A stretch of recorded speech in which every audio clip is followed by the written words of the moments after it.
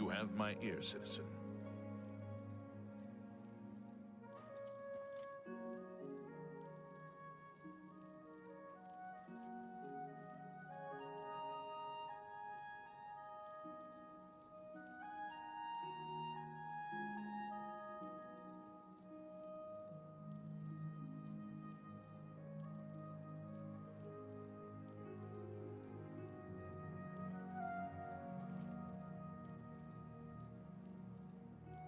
Speak.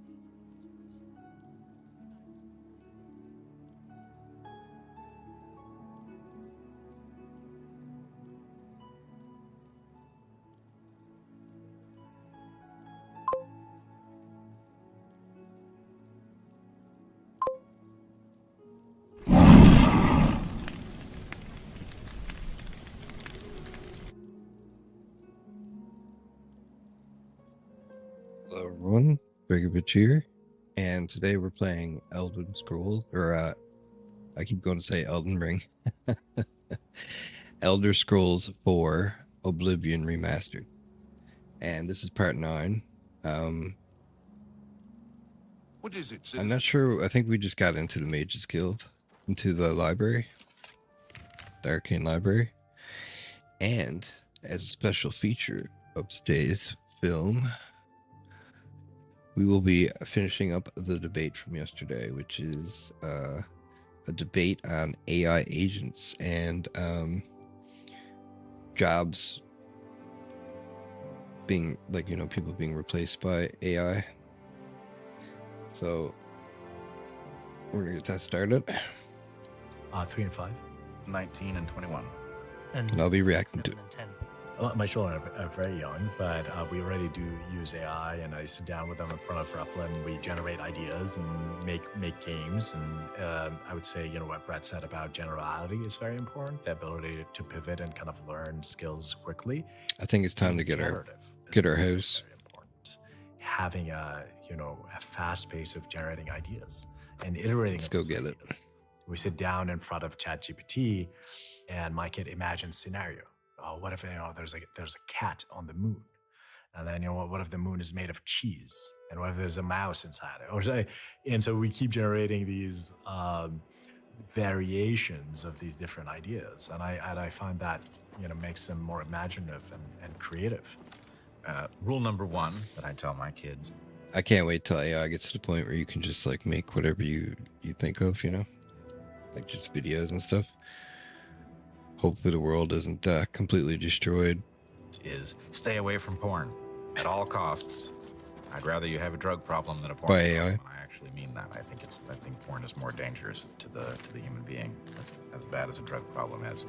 But when we get to the question of how to confront the world and the things that you're going to be expected to do in the workplace and all of that, my point to them is you are facing the dawning of the age of complex systems that you are going to have to interact with. And in the age of complex systems, you have to understand that you cannot blueprint a solution, and you have to approach these systems with a upgraded toolkit of humility, because the ability of the system to do something you don't predict is much greater than a highly complicated system. So you have to anticipate that and be very sensitive to the fact that what you intended to happen is not what's going to happen. So you have to monitor the unintended consequences of whatever your action is, and that there are really 2 tools which work, one of which you just mentioned, which is the prototyping. You prototype things. You don't imagine that I know the solution to this and I'm going to build it. You imagine, I think there's a solution down there. I'm going to make a proof of concept, and then I'm going to discover what I don't know, and I'm going to make the next version and discover what I don't know. And eventually you may get to something that actually truly accomplishes the goal. So prototyping is one thing. And also, instead of using... That's a pretty good idea. I think that's what we're kind of doing right now with these different models. blueprint, as the metaphor in your mind, navigate. You can navigate somewhere. And, you know, that the way I think of it is We gotta go up there. is in some ways mastering a complex system, but they're not doing it by planning their days surfing down the waves. You can't do that. What you can do is you can be expert at absorbing feedback and navigating your way down the wave, and that's the right approach for a complex system. Nothing else is going to work. History And and I stuff. guess the final piece is general tools, always, no specialization. This is the age of generalists, and invest in those tools and they will pay. So the guiding philosophy for me is to produce high agency generalists.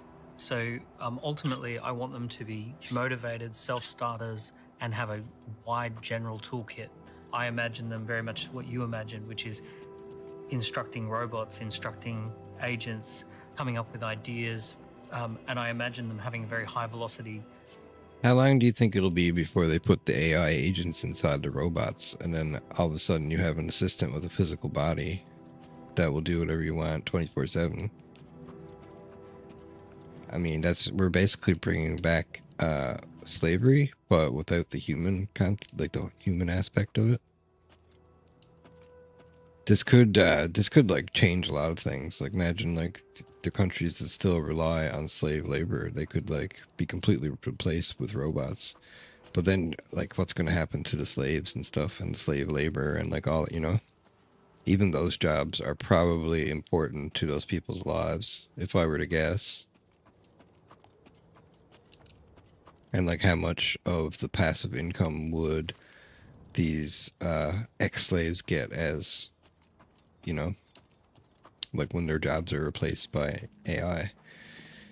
So I can kind of see where the concerns are coming from, especially with like the stuff Brett Weinstein's saying. Life where they may be writing a book, organizing a festival, having a podcast, starting a business, and being part of somebody else's business all at once. As they are of the ADHD. Yeah, right.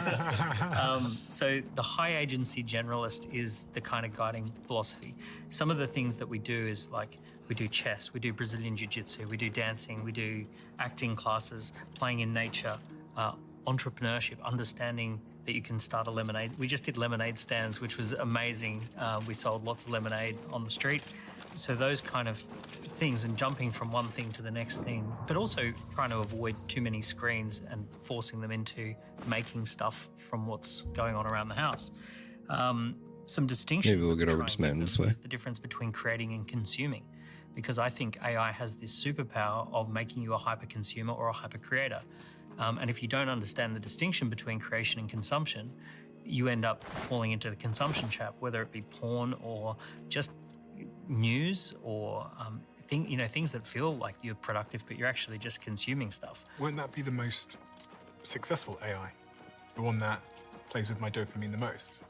Yeah, and makes you think that you're achieving something when you're actually just consuming something. So trying to give them the understanding that there is this difference in their life between creation and consumption, and to be on the creation side. I started my first business at 12 years old, and I started more businesses at 14, Place looks 15, amazing. 16, 17, and 18. And at that Okay, hold on, time, guys. Skip this. If you're interested, Shopify /Bartlett. that's shopify.com/Bartlett. The thing that we, I think, all agree on is that this is inevitable. Do you agree with that, Brett? I think it's sad that it is inevitable, but at this point it is. What part of it do you find sad? We have squandered a long period of productivity and peace in which we could have prepared for this. I've arrived at Frost Crag Spire. I should make my way inside this curious but extraordinary tower. Moment. And our narrow focus on competition has created a You need a lockpick or the key. fragile world that I'm afraid is not going to survive the disruption that's coming. And it didn't have to be that way. This was foreseeable. Frankly, the movie 2001, which came out the year before I was born anticipates some of these problems. And, you know, we treated it too much like education. I mean, like entertainment, and not enough like education. So we are now, you know, we've had the AI era open without a discussion about its implications for humanity. There is now, for game theoretic reasons, no way to slow that pace. Because as you point out, if we restrain ourselves, we simply put the AI in the hands of our competitors. That's not a solution. So Here's the key. But there's a lot more preparation we could have done. We could have recognized that there were a lot of people in jobs that were about to be obliterated, and we could have thought deeply about what the moral implications were and what the solutions at our disposal might have been. And having not prepared, it's going to be a lot more carnage than it needed to be. Amjad, I heard you say a second ago that what we should be talking about is how we deal with job displacement. Do you have any theories? If you were Prime Minister or President of the world, and your job was to deal with job displacement, let's just say in the United States. The job displacement is going to be crazy because we already have like a lot of job displacement going on. I discovered a dusty tome within Frost Craig's Spire. I should read it to learn more about this unusual structure. Frost Craig's Spire. After reading the dusty tome, I've learned that I can purchase everything I need to restore the palace, or the place, to its former glory from Arlenway at the Mystic Emporium at the Market District of the Imperial City. So it says, as I pen this, I gaze upon the walls of my home and remember the very day its design came to fruition. Although it seems like yesterday, it was actually many years ago. I was an impetuous wizard. I wasn't simply satisfied living at the Arcane University. I spent years coming up with a design for my home, a place where I could practice my magic in peace and keep myself away from the prying eyes of my colleagues. I pored over tomes and dusty scrolls, scoured the bookshops of the land, and even delved into ancient ruins looking for inspiration. Finally, as I rested my weary body at a camp outside of Bruma, marveled in awe at the majesty of the Gerald Mountains, I became inspired like a madman. I began to sketch exactly what I wanted my grand dwelling to look like. Welcome to the channel, Zararobe40. Hey, thanks for the follow. Finally, as I rested my weary body at the camp outside of Bruma and I marveled at Gerald Mountains, I became inspired. Like a madman, I began to sketch exactly what I wanted my grand dwelling to look like. It wasn't long before I had completed my masterpiece, put down my quill, and took a step back to see what I had wrought. Frostcrag Spire was born, and now, as age overwhelms me and the glow is dying from my eyes, I wish to give the spire to you. The thought that my dream could one day crumble to ruin fills me with sadness. I know that you'll take care of your new home, and if need be, restore it to its former glory. Please heed my instructions carefully. There's much to tell, and the strength drains from my limbs. Frostcrag Spire contains many wonderful inventions. I've spent my whole life perfecting them, and I hope you'll put them to good use. My pride and joy is the Archernach altar. By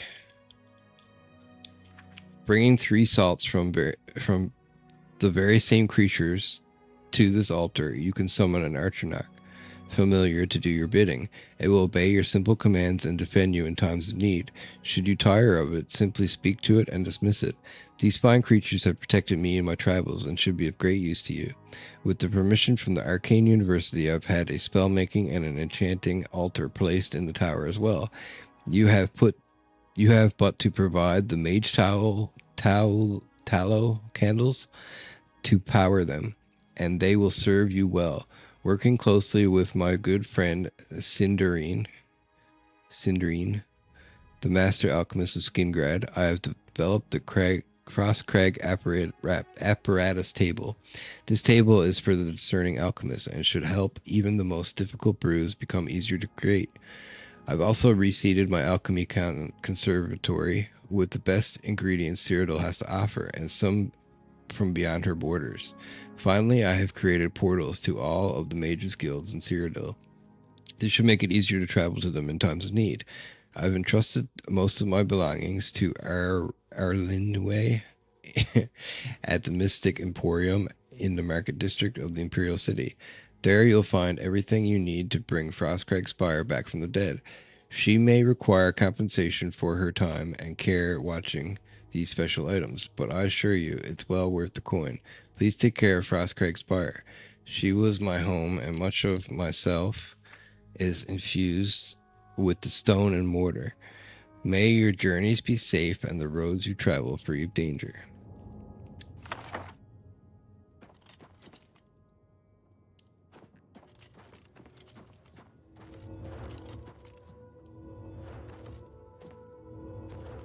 Oh, look at this. So cool.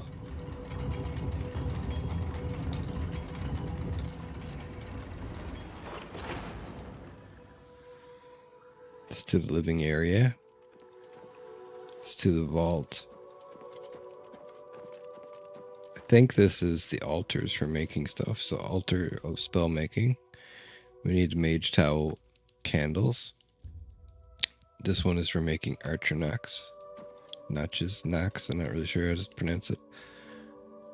I'm gonna look that up right now, actually.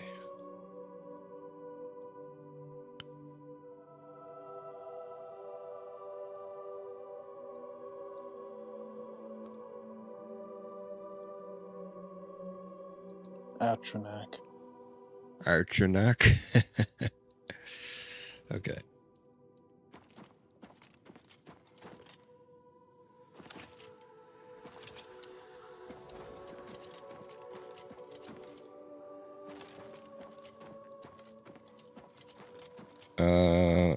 Let's check out the vault first.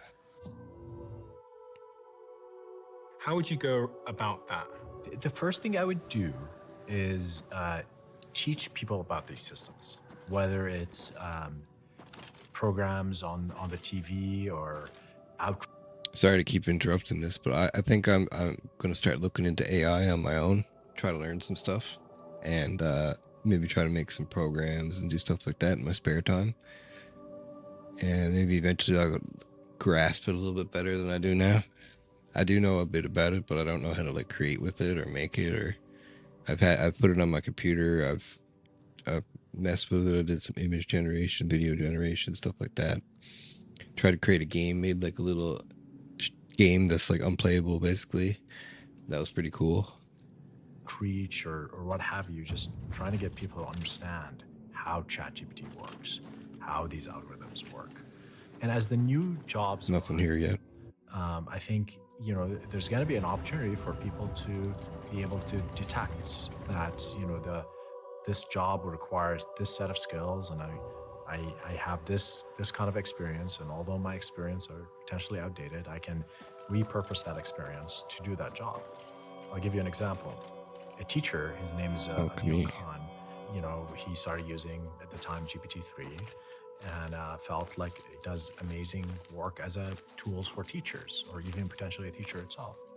So he learned a little bit of coding, and he went to Replit, and he built this company. And just 2 years later, they're worth hundreds of millions of dollars.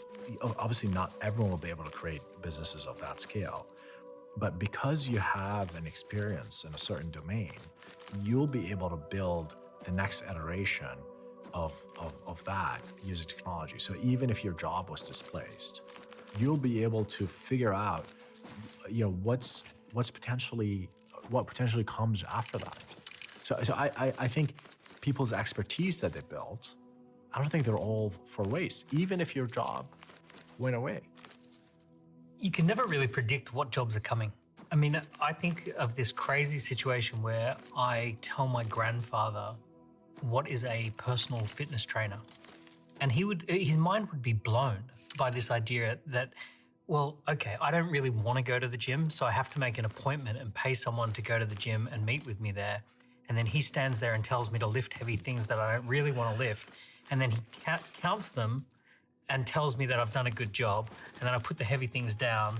And then at the end of that, I feel really good and I pay him a bunch of money. My grandfather would be like, what on earth, have you been scammed? Is this? So we can never predict what this future of jobs would look like. Even just 20, 30, 40 years apart, the jobs rapidly and convincingly just morph into something else. I think it's very dangerous, the idea that we need to focus on skills. I think the future is not in skills. Skills are being replaced. It's this idea that the education system has to stop being compartmentalized and has to be a lifelong learning approach. This one goes to the The top. Department of Education needs to be seeing people as lifelong learners who are constantly disrupted and need re-education. Interesting. That's going to be a thing that the Whoa. Department of Education needs to I don't remember start as a kid and go right through to maybe 70. Does the Remember Department this of stuff. Education have a role anymore at all? Depends on your definition of education. Can't see If anything. you're trying to teach kids, or if you're trying to teach kids to, remember. So this is the Cyrodiil Mountains right here. That would be Wayrest Temple.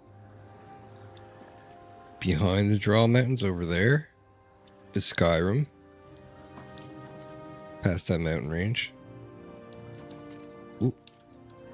If you see that little tower there, well, it's a giant tower, but see that tower, the white gold tower? That one is the Imperial City. See, I'm looking directly at it. And then we might be able to see Bruma.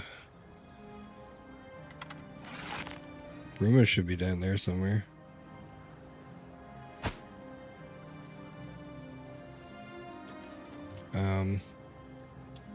Okay, I'm gonna save it. I'm gonna show you my favorite thing. Well, not my favorite thing, but I used to find this so fun when I was a kid. I didn't jump far enough. We need skooma. Oh, I survived. That's kind of wild. We need to put our bow away and give it a good run.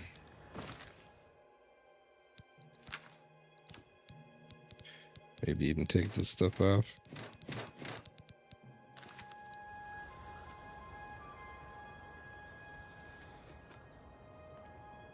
Come on. Oh, not nearly far enough.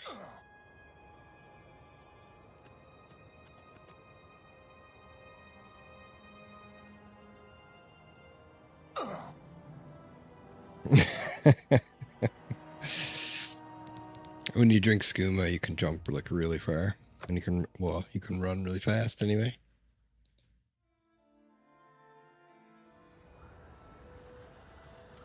Hold on a second, guys. We got Oops, I'm going to put it on the screen like this. an explosion. A fertility clinic was blown up in Palm Springs. This is not live. Or recorded damaged. this- he recorded this about an hour ago. Guys, I'm live.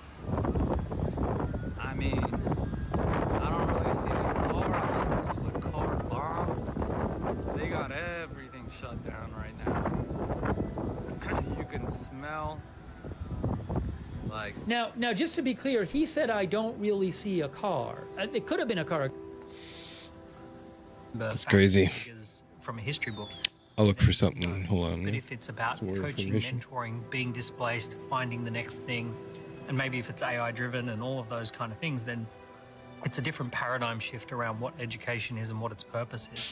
And if we see it as a fluid thing where we wave into an opportunity and then wave back into education, spotting a new opportunity and then back here, if we're learning rather than skills, but we're learning tools. So it's a tools-based education as opposed to a skills-based education. The purpose of education for most of human history was about virtue, about becoming a great person who had good judgment and who had good values, and we don't really do much of that anymore. But I think if we essentially said, if we get back to if we ask the question, what is the purpose of education and where does it fit in our lives and what time frame does it go for? And then we just trust that people are going to come up with weird and wonderful jobs. This sounds crazy, but also, and this is So, just to give you guys this is alleged. I don't know how this is true, but there's some videos here and stuff. So just, fertility clinic and IVF lab near Desert Region Hospital in Palm Springs, California has significant damage. They don't know if it was intentional or not. Someone else says could be, or they think it's a vehicle explosion outside of fertility clinic near Desert Region Medical Center in Palm Springs.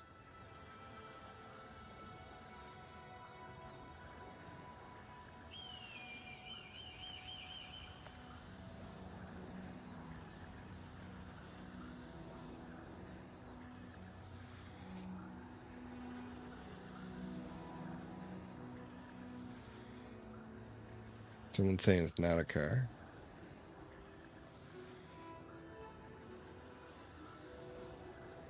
There's a picture here, but I can't really see what's going on. Oh. Guys, look at this.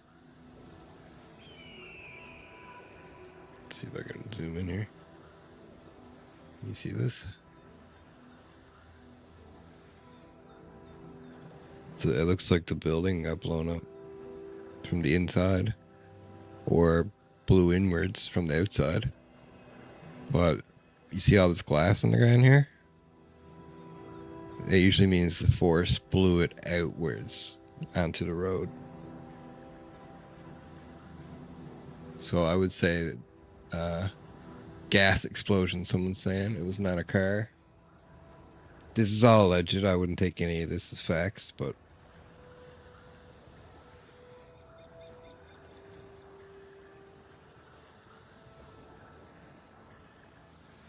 people are saying they had their windows shattered for half a mile radius, including the regional hospital.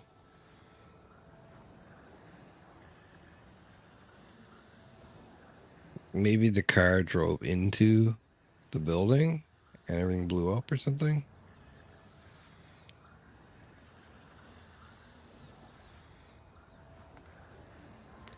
One person was found dead at the scene. Someone else is saying.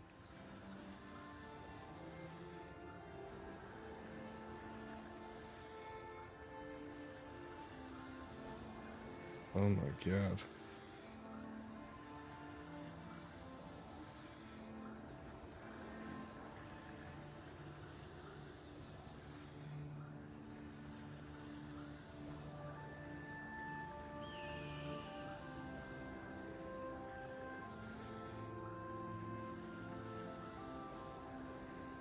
Disgusting. Someone put a gay porn there.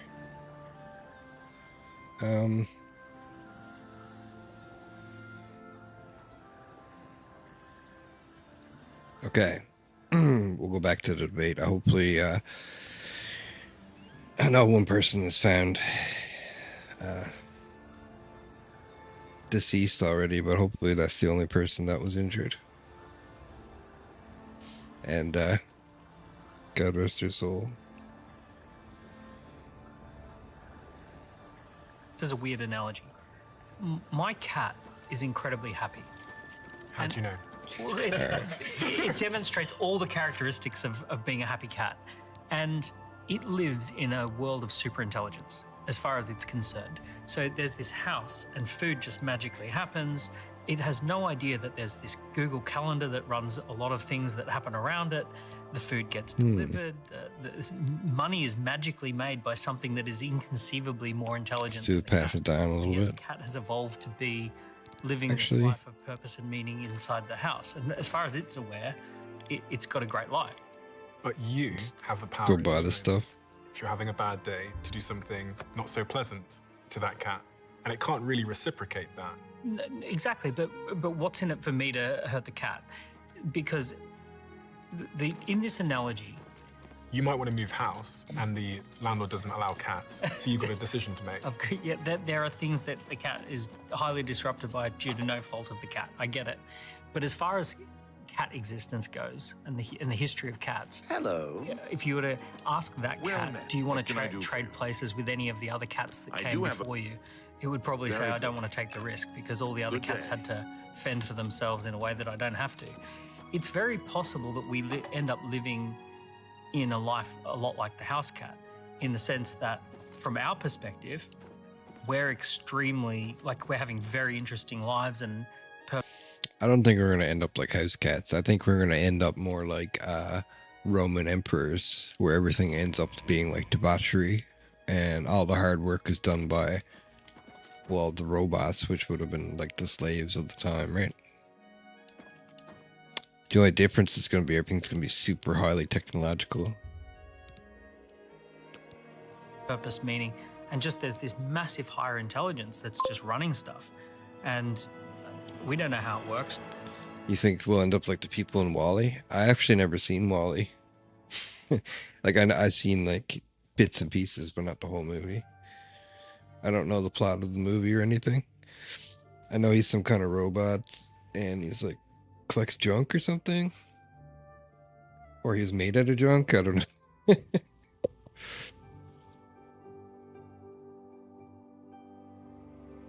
Oh, we can't see the words, but it says you've been trying too hard, thinking too much. Relax, trust your instincts. Just be yourself. Do the little things. The big things can take care of themselves.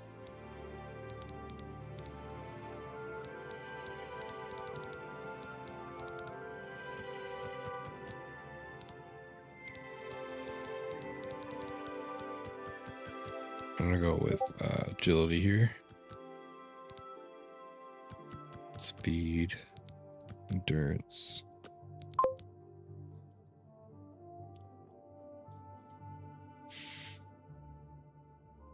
Wally people.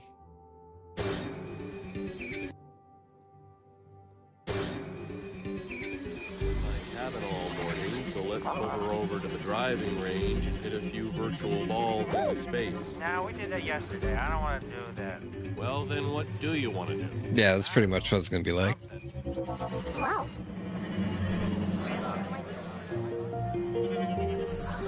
Make a play, scream. No, it doesn't sound. Look, I'm tired of it. If you can't fool the straw. Yeah, that's pretty much what's gonna happen. Only it's gonna be a lot more debauchery and a lot less people going around doing things. But it doesn't really matter how it works. We are the beneficiaries of it, and it. Like I'm picturing some guy like super fat with like a robot feeding him grapes, and then like, you know, a bunch of like people of various backgrounds and stuff, just like having orgies and shit.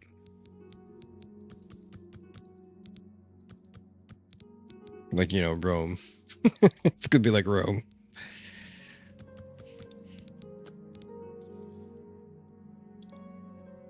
It's doing important things, and we're enjoying being house cats in its life. I have a few things to say about this. One, I'm pretty sure your cat's not as impressed with your capacity as you are, or as you think he is. I just know cats well enough to be pretty sure of that. But it looks down on me. Yeah, you're right. I think it's a fair point that there is an existence, and actually, you know, pets really do have it. If they have loving owners, they really do have it pretty great. And I would also point out that there's a way in which we already are this way. Most of us do not understand the process that results in electricity coming out of the walls of our house or the water that comes out of the tap, and we're pretty much okay with the fact that somebody takes care of that and we can busy ourselves with whatever it might be. But the place that I find something troubling in your description is that you say that the nature of what we do. I'm gonna go over here now. Jobs are always being updated. That's a very new process. That is the hypernovelty process. It used to be that it was only very rarely that a population had a circumstance where you didn't effectively do exactly what your immediate ancestors did, right? In pleasure general, to speak with you. Hold on a second. May I interest you in some of my fine wares? Yeah, I think it's gonna be. Oh my god! Look at all these grand soul gems. The future is gonna be amazing. Took what the jobs were, you picked something that was suited to you, and you did that thing Intergenerationally. And the point is, we've now gotten to the point where even within your lifetime, what is possible to get paid for is going to shift radically in ways that nobody can predict. And that is a dangerous situation. Like probably every 2 years, like 2 or 3 years. Right. And so maybe there's some model by which we can surf that. Yeah, why don't you like the future? And, you know, that your survival doesn't depend on your being able to, you know, switch up every 2 years. You and never bought that miss for a it. song. When do you think the golden era of civilization was? Oh my god, I'm out of money already? That's insane. Have a look at my wares. I'm sure there's something to suit you.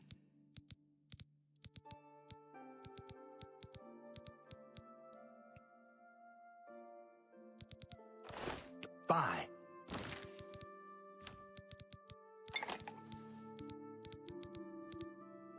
A beat, or maybe we can't. But I do think it is worth asking the question, if the rate of technological change has taken us out of the norm. Just, from the 50s to whenever the iPhone released, I think like civilization's only been around since like the 1700s, really. So if you think about it, it's like, well, it's probably further back than this. It's probably more like the 1600s, whenever the cowboys and stuff were around. But I don't know, maybe like, I'm not sure when Europe was civilized. Maybe Europe was civilized a lot longer than us. You know what I'm saying?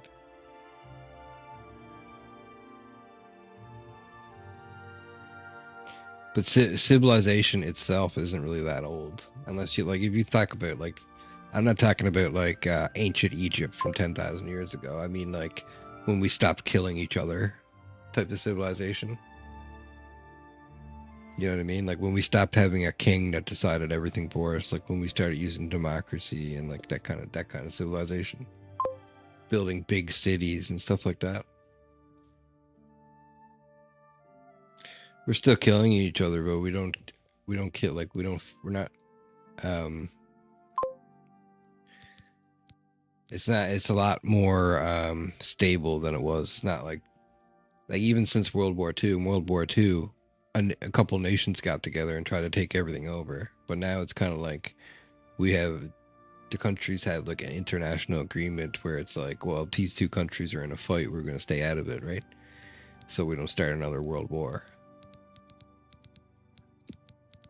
And now it's like a superpower like Russia can't even take a country like Ukraine.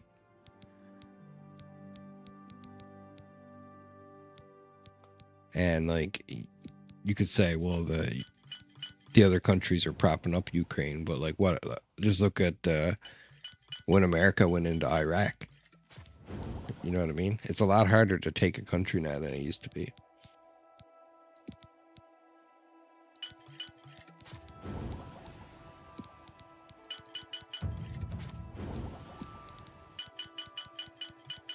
And warfare is totally different now. It's like because the airspace is controlled by like drones and stuff, so everybody's like in trenches.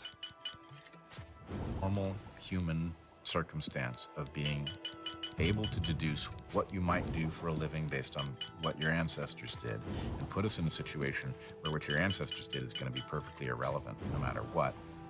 So the scary part is, if what I heard about quantum entanglement and nuclear explosions is correct, you can send, like, say you can send a nuclear explosion instantaneously to anywhere you want on Earth, then you won't even know who attacked you.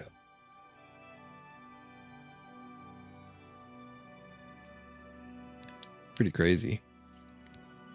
But that is effectively a choice that has been made for us. We still have a guy deciding everything for us, but we decide who the guy is, and there is ways to like get them out of office.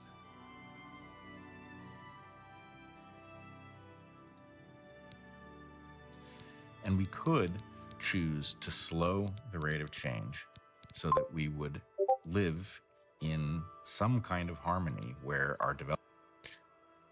Well, the one or two, it's not one or two guys. It's actually like if you join, like say you join a party, then you can vote on who your party leader is, and then you can vote on that person, right? And there are grassroots that actually do like MAGA is a grassroots organization in America, and they got Trump in power twice. Developmental environment and our adult environment were a match. Now, as a biologist, I would argue if we don't do something like that, this is a matter of time. How would we change? How do we slow the rate of change? Well, I mean, you can be the Amish, right? You can be the Amish and live in your own communities, and I would assume some people would want that. Well, when Heather and I wrote our book, I wanted the first chapter to be, "Are the Amish right?" And the answer is, they can't be exactly right because they picked an arbitrary moment to step off the escalator. But are they right that there's something dangerous about this continuing pattern of technological change? Clearly they are. What do the Amish do for anyone that doesn't know? The Amish live as if it was, 1850 or something?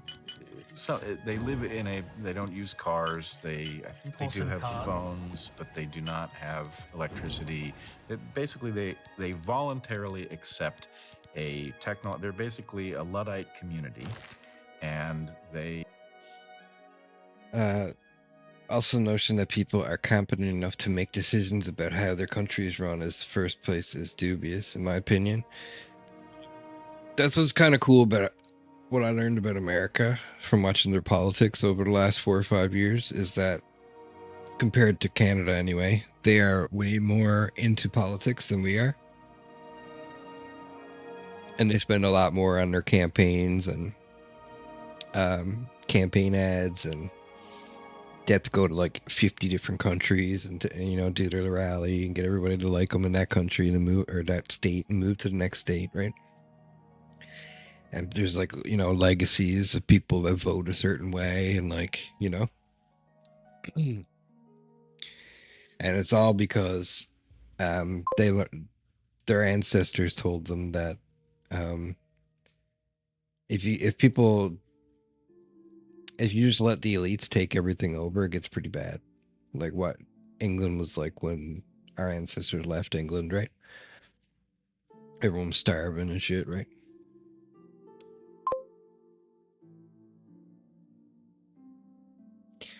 Yeah, a lot of people voted Liberal because they thought Trump was bad and all that stuff. But the reason they think Trump is bad is because the news told them it was bad. The reason they thought the Liberals would stop Trump is because the news told them that, right? So it all stems from the news telling people what to think and the government funding the news so that they're biased, right? That's where 90% of it comes from.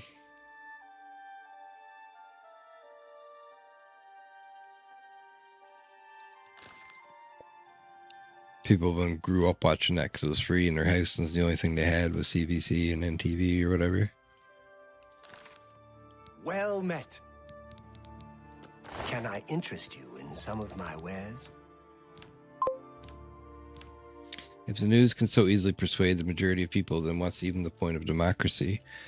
Well, basically, the way it is there's only so many forms of ways that you can create a civilization. Obviously, like democracy and, and besides democracy, you got to choose how the economy works, right? So you can have socialism or capitalism or whatever, right? You could have the barter system. And what people found over living for thousands and thousands of years in these civilizations is that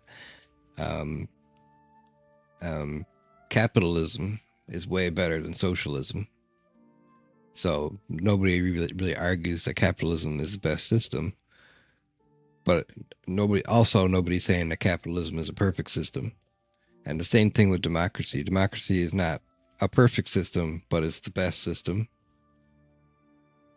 So I think that we need to continue refining our systems, Like, there's going to be problems with capitalism. Like, obviously, if you have no money, you're going to starve to death. That's a huge problem with capitalism. And a lot of people like to argue, like, that seems a fair price. We do have some socialist ideas in our society. Like, this is very contentious, but some people say, like, fire halls are, like, socialist, right? Now, to be fair, fire halls existed before socialism did. But maybe it was like an early form of a socialist idea, A fine transaction. You've made And then there's like unions and stuff like that, right? Maybe unions are also not socialist, but they seem kind of socialist to me.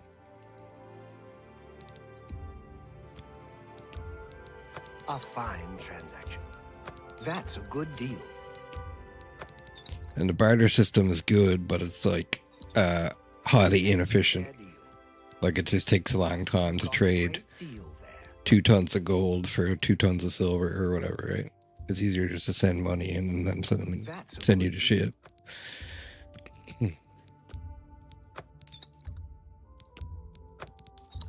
That being said, there's we can still barter. Nobody's stopping us from bartering. That seems a fair price.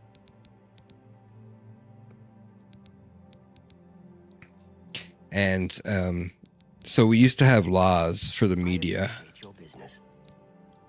I thought there was a law where you had to tell both sides of a story. You know what I mean? You have to be non-partisan. So if there's this side of the story and it's like right-leaning, or left-leaning, then you have to tell the right side of the story too. So like the news used to have people from the left and the right discuss the topic and show both sides of the argument, right? Now it's become more like, for instance, Toronto Star and the Toronto Sun. Toronto Star is like conservative and Toronto Sun is like liberal. But they're both like the Toronto newspaper. Whereas when you look at something like CBC is liberal leaning, but you don't really know they're liberal leaning until you start watching them. And if you know like what the liberal talking points are and you hear them, then you're like, oh, okay, so they're liberal leaning.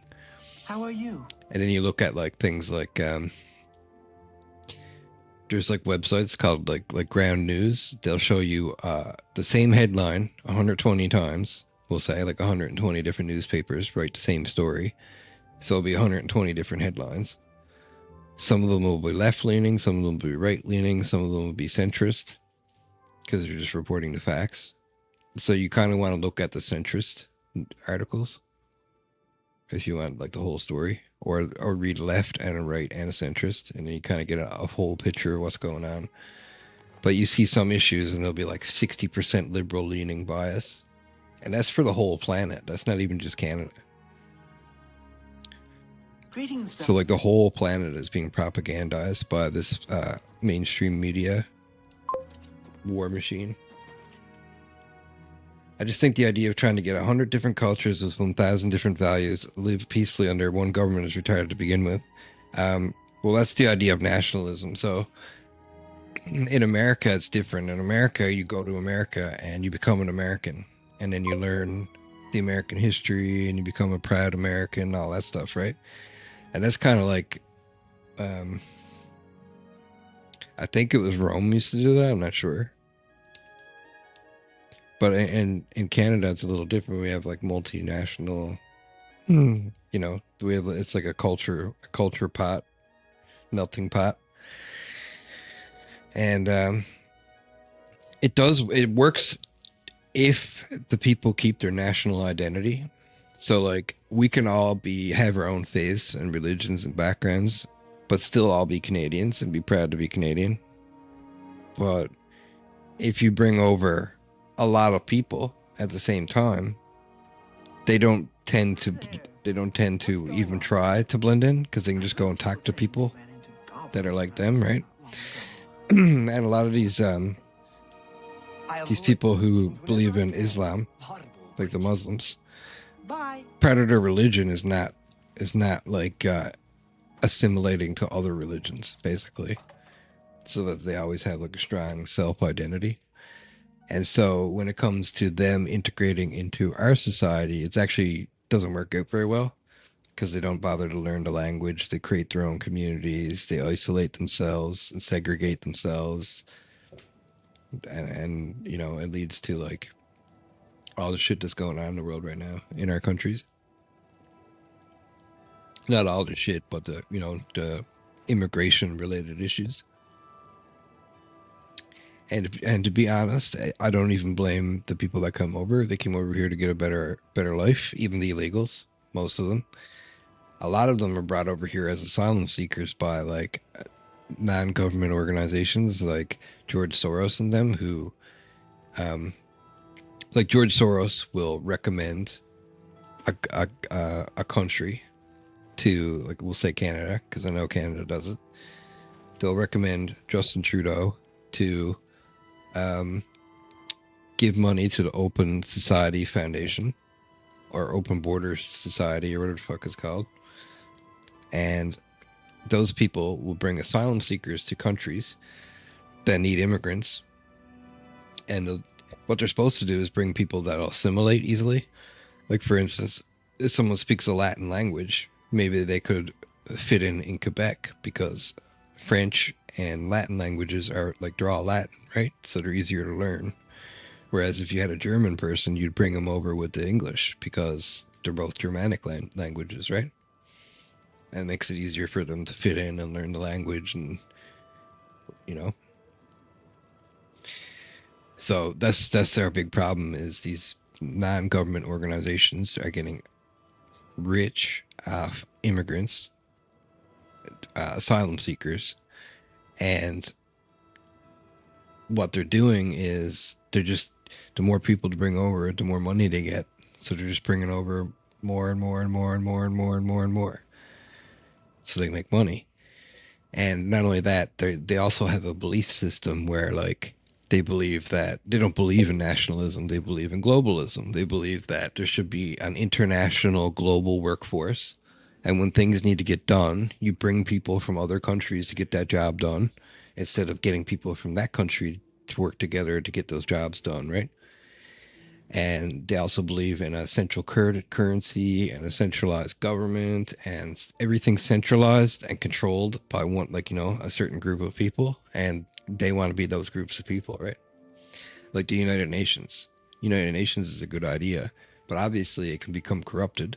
So, like, you can imagine that if everyone in the United Nations was a supervillain, it would be a bad time in the world, right? And that's the kind of things that are happening. We're getting really bad people working in these non-government organizations and internationally funded non-government organizations, and some bad shit is happening because there's no oversight, and nobody's looking into it. Nobody even knows what's going on. And then if you ask any questions, you're racist, right? And then make it worse, it's turning around. Not only are we not allowed to ask questions, but then everything gets blamed on us because we're privileged. Like, you know, white people are privileged, men are privileged, straight people are privileged, like that kind of shit. We need to go back to theocracy. Well, the problem with theocracy is, like, just look at Iran. Iran is theocracy right now, and it's authoritarian, and the people can't even go outside without showing their skin on their face, right? And then on top of that, you got, like, it's called Dominion by the Spanish, right? Like Spanish Inquisition. The Spanish Inquisition, they killed a lot of people. Yeah, but, well, okay, so here's the thing. You said that's their religion, let them live like that. Because their religion, Islam, is to conquer everyone who's not Islam and convert them to Islam. We're infidels, right? Well, that's the problem. We tried to conquer them 10 times. It was called the Crusades. And then we finally agreed to peace. It wasn't that long ago. It was a couple hundred years ago. And yes, lately, all the time. Like, currently, America's bombing like Syria. Okay, so Israel's bombing Syria. No, yeah, parts of Syria, Lebanon, Beirut, you know, Hezbollah, like all these people are getting bombed right now. You might not call it a crusade, but we've been at war with them for a long time. We just have to show them the light. Well, a lot of the people in Iran are actually fighting back against their government. And there's some Palestinians that are also, or Gazans, that are also fighting back against their, like, the Hamas. Christ is king. I hate that saying because I feel like Christ didn't really like kings. Like, to think, like, he said, what was it? I just said this today. Render unto Caesar what is Caesar's, and render unto God what is God's. So this, you know, earthly authority and divine authority are different. And Jesus was part of a divine kingdom. So to call him a king, like an earthly king, is basically an insult. In my eyes, anyway.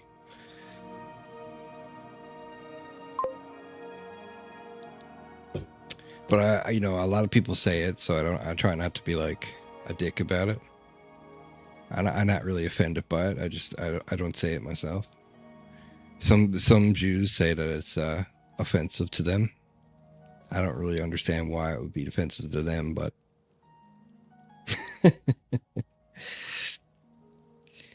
it would be nice if a lot of people were Christian. But you gotta think about it like this. There's a reason why we separated state and church, and there's a reason why the Americans put it in their constitution, and it's because like the latest one I can think of dominion, which is when church and state are combined together to form the country, would be like the Spanish Inquisition, where they went around killing everybody and converting them to Catholic and stuff, like the Mayans, when they killed all the Aztec people and shit. That was called dominion. And the problem with it was the people in charge, like the priests and stuff that were in charge, changed the Bible to suit their needs. So like, if they wanted to start a holy war, like a crusade, all they had to do is say, okay, God says this is okay, so we can do it. And that's basically what, some of these radical Islamic people do. And it's, I don't know, it leads to worse, but more problems. It's a very complicated issue that has no easy solutions. I think what we need to it's very complicated, because nationalism is a really good thing, but at the same time we need to work towards a type 1 civilization where like we're all working together to like create a better life for everybody on the planet. But I think if we find a way to keep our identities as a people, but also be able to work together with other civilizations to accomplish something for the human species. I think trying to integrate other religions and cultures into our society that was founded on Christian ideals is just a bad idea. I mean, for the most part, it works, like with Hindus and Christians and Judaism and like all the peaceful religions. It usually works out pretty good. Now, if you took like half of any country, like you took like, let's say you take Canada and you immigrated, 50% of the population is now an immigrant of like, say they're all German or French. We'll say French. Let's say 50% of the population suddenly became French. That would completely change the country, right? Because we speak different languages and we have different ideals, and the laws would change and like all that stuff, right? And that's why it's a bad idea.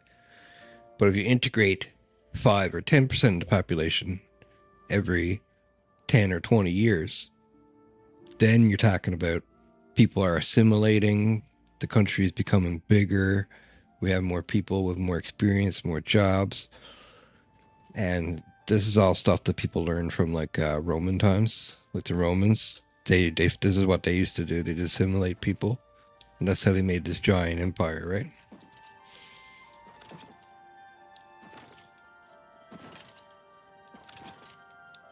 I think like we should keep our values and everything, though. That's the problem with Canada right now is we don't have a national identity. Like nobody's like rallying behind the Canadian flag. You know what I'm saying? Like in America, everyone's like, yeah, the flag, guns, yeah, fuck yeah. Like we need to be like that. That will save us. I just think if you look at countries and societies built on other religions, they seem pretty shit. Like, would you want to move to India or Pakistan? Well, you know what? I used to think a lot, like, it was only a couple weeks ago that I thought, like, India is not that developed, right? But in reality, watching them war with Pakistan was kind of crazy. Like they have like, you know, jet fighters getting, like the jets are coming in to blow up the machine gun nests. And I've seen videos of guys on a machine gun nest shooting down jet planes, and then they're shooting missiles off at each other. And like I don't know if you call that a third world. I'm sure there's parts of India you would never want to go, because it would be you'd be shitting your guts out, and you'd like have no bathroom, there'd be no toilet paper. But there's probably other parts of India that are like way better than where we live.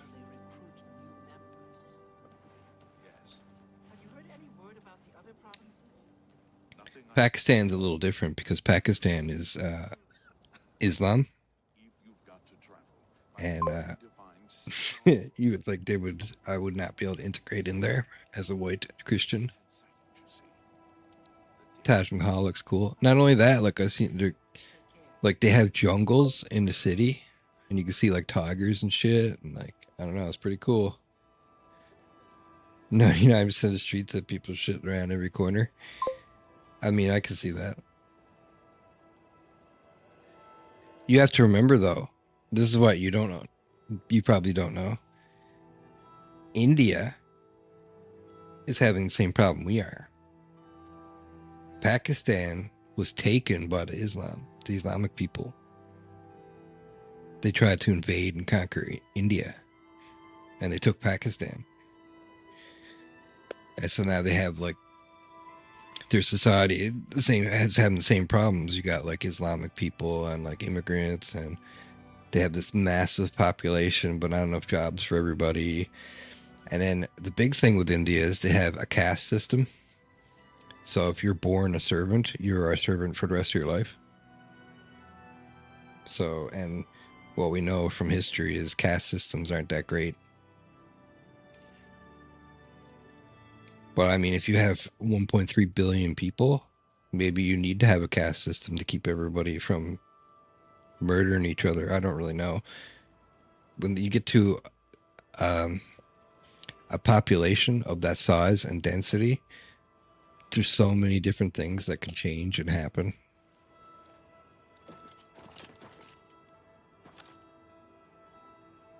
I'll be right back real quick. I gotta use the bathroom, and I'm gonna turn this back on, and then I'll discuss what they're talking about. I think a lot of people don't realize how massive.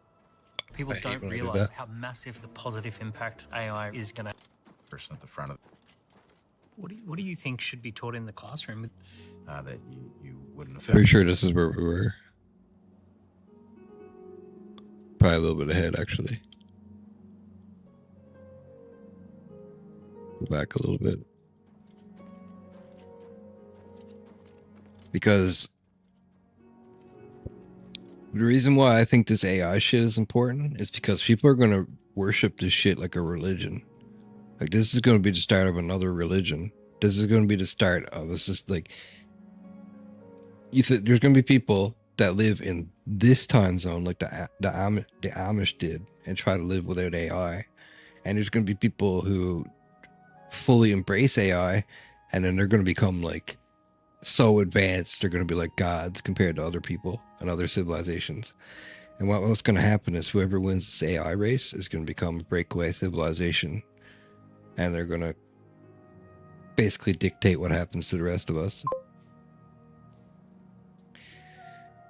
I highly recommend watching like, the reason why I like One Piece so much is because there's like a mystery in the back. Like, there's people, puppeting people, and there's like a shadow government, and there's these people called divine dragons, and they're basically living in a plutocracy where there's an elite class that controls everybody. So the world government controls the Marines, and the Marines control everybody else. So the beginning of the show, they're like fighting the Marines. Then they're fighting like the warlords. Then they're fighting like the emperors of the sea. And now we're getting to like the world government and what the world government's doing and like all this stuff. And it is so interesting because it's kind of like what's going on here now in real life. It's called the Egghead Saga. And there's like AI and robots and world governments, and so it's really cool. I'm really enjoying it so far. So I was going to say smaller classrooms and personalization. One-on-one tutoring, yeah. And by the way, if you look, someone also did a survey of all the geniuses, the Einsteins of the world, and found that they all had one-on-one tutoring. They all had someone in their lives that took interest in them and tutored them. So what can create one-on-one tutoring opportunity for every child in the world? AI. AI. My kids use it, and it's incredible. Yeah. As in, like, they're interacting and it's adapting to their speed. Yes. And it's giving them different analogies to work with. So, like, you know, my son was learning about division, and it's asking him to smash glass and how many pieces he smashes it into with this hammer. And, you know, it's saying things like, no, Xander, go for it, really smash it. And he's loving it, right? Is that synthesis? Yeah. Yeah, I'm an investor in this company. Oh, well, it was great. It's great to watch that simulated one-on-one tutoring, because it's talking to him, it's asking him questions. Brett, you're an educator. You spent much of your life teaching. You're not creative. You're not impressed.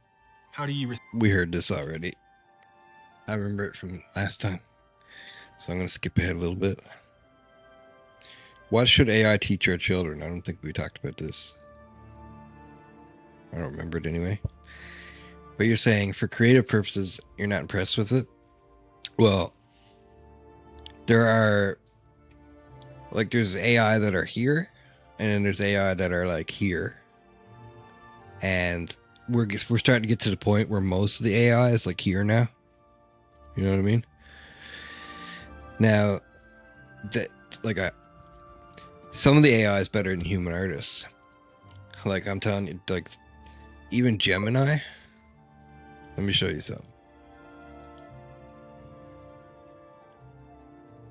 This is crazy because you see there's different models, right? 2.5 just came out. This literally just came out, so you've probably never seen it yet. Let me show you something. What can we get it to draw? Draw me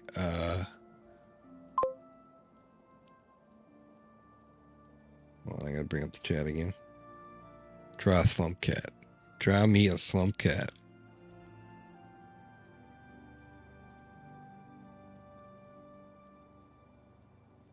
Okay, so most of these things can do this, right? Generate an image and everything. But what this one can do now is what's cool. So we got this cat, right? Now, tell me what you want the cat to do. Can you redraw the cat, but even more slumpier? Or no, wait. Because, okay, so any AI can just regenerate another picture. But what I want to do is show you what this thing can actually do now. So, redraw the picture, but with a black leather chair the cat is on. So it's editing the image. Basically, it's not actually editing it, it's redrawing it. Now the cat is a slightly different color, so I'll be like, the cat changed colors, go back to the original color.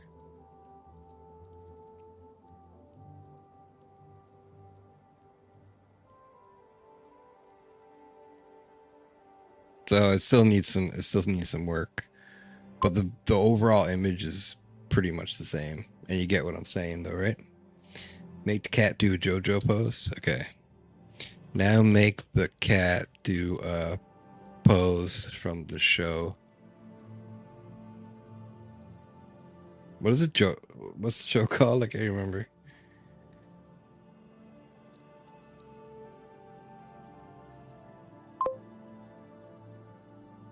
Okay. Do a JoJo pose. It might not know what JoJo pose is though. I'm sure it will.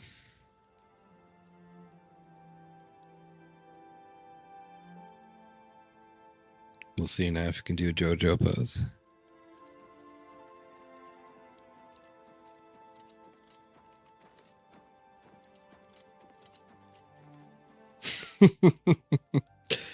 Are you still not impressed?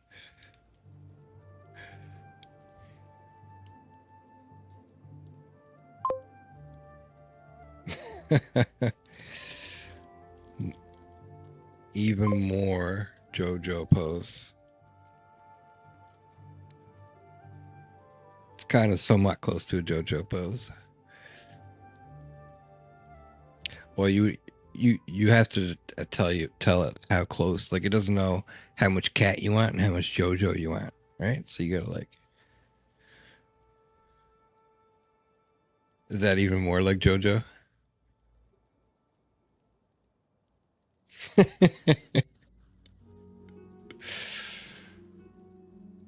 It's kind of getting it though. It's got the black chair. It's got the cat. I think what it tried to do is it tried to make a cat slumping in a chair, and then it tried to make it do the JoJo pose too. But it actually can't without making it look weird. But you can see that these images don't look like, you don't see 4 fingers or 5 fingers. You don't see 2 tails. You don't see things that look weird in the background. You don't see anything that throws it off. Like, this is a little weird, but that's because we asked for something weird, right? Okay. Make him more like a JoJo character doing a JoJo pose with muscles and like a superhero.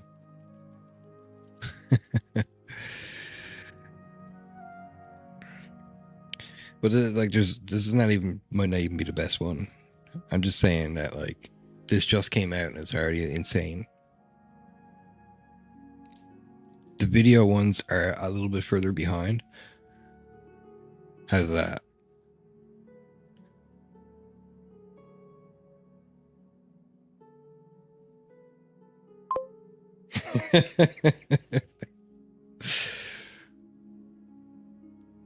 Joseph Joestar. I gotta put up a photo of him in case someone doesn't know what he looks like.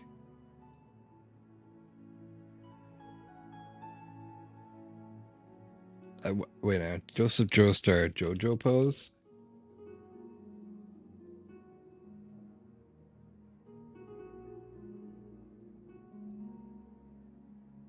So like this. Oh, you can't see it. Hold on.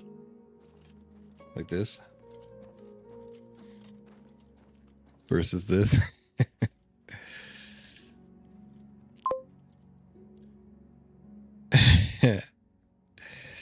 Even more like Joseph Joestar if he was a cat, but he's doing JoJo pose.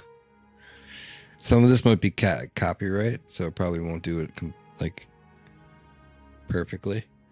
You know what I'm saying? You're not even supposed to be able to do human images. So like, you can't make it generate Hitler or something like that. Wow.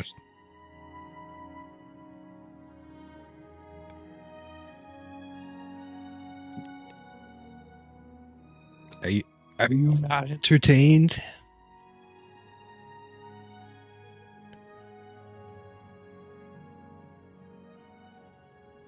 The big thing I see that's a problem is the cat's tail goes through his coat, but you can actually see the tail is rubbing up against the coat. Like, that's how good it is. And maybe his arm here is like a little weird. That looks like more like Jotaro. 0 out of 10 AI. More cat like, and more like Joseph Joestar, not Jotaro.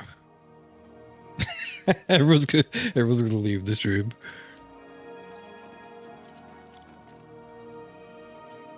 Let's go in here and get while we're waiting for this to generate. I need to go to a bed. How goes it?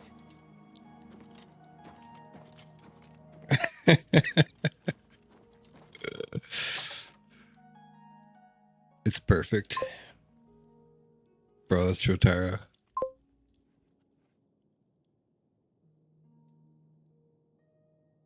Let's see what it says when I say this is Jotaro. Generating image. Hello. See, it knows. It surmised that I wanted another image that doesn't look like Jotaro. And it's going to say, but what does it want it to look like? And it'll go back and it'll say, Joseph Joestar. Maybe might get it right this time. But it has to use reasoning and logic.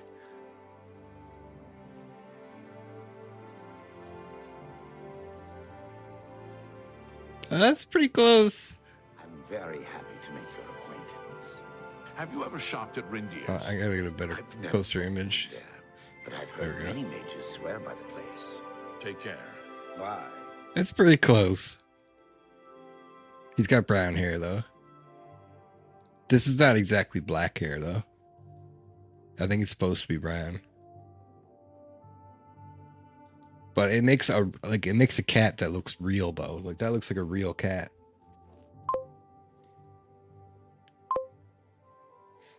Bro, that cat looks identical to my cat. Alright. We're gonna have to copy and save this and send it to you. Thanks for the memories, boys.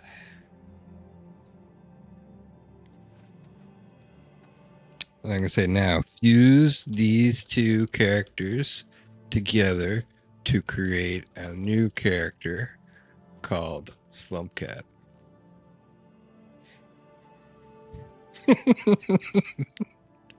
We're gonna create your streamer identity, your streamer quirk.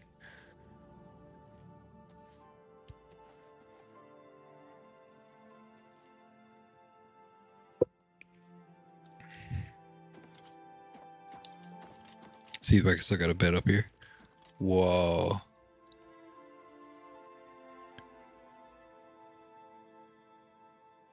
What do you think, huh?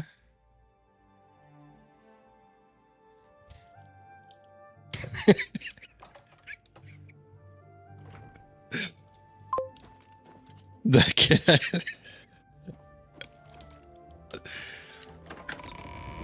That cat is Slumpcat, bro. My new persona. Yeah, I'll send you this picture too. But I think we can do better.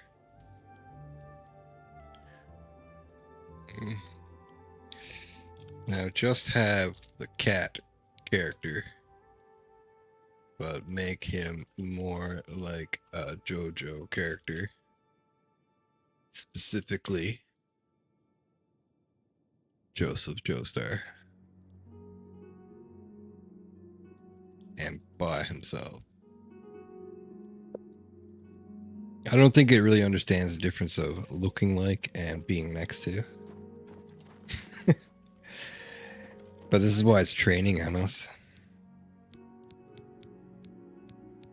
I do have a... Yes, I'll take it. Bye. Whoa.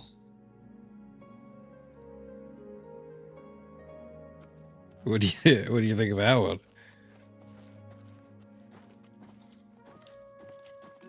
It's you.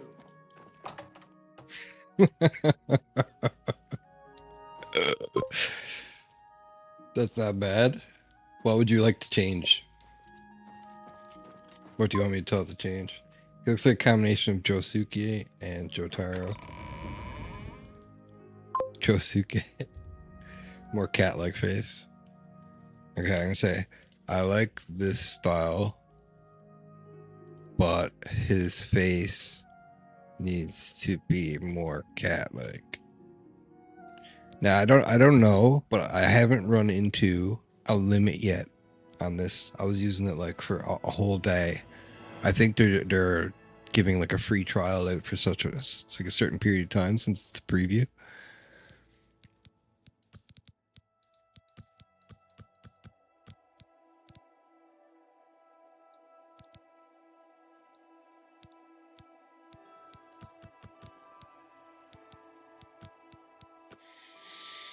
Look at this.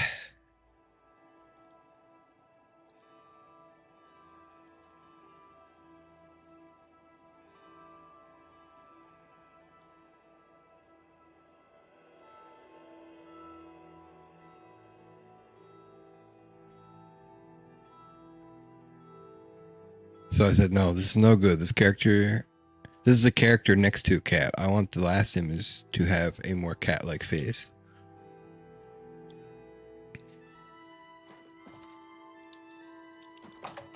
You can actually get AI to generate the prompt for you, and it'll make it even better.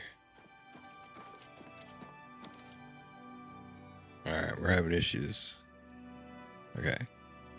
Write me a prompt for yourself that will allow me to generate a character that is a fusion of Joseph Joestar and a cat to create a new character named Slumcat.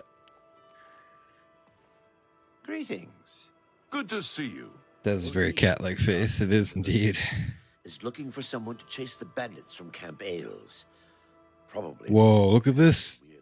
It turned into a prompt machine. Hold on. Have you heard any word about the other provinces? Nothing I'd like to talk about. Good to know. Take care.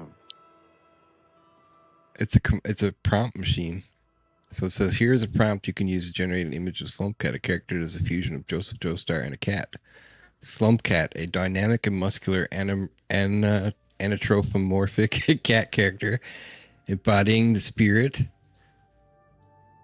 and appearance of Joseph Joestar from JoJo's Bizarre Adventure. Slumcat would have distinct feline features such as pointed ears, whiskers, a tail, and possibly fur patterns that hint at a tabby or other common cat breed,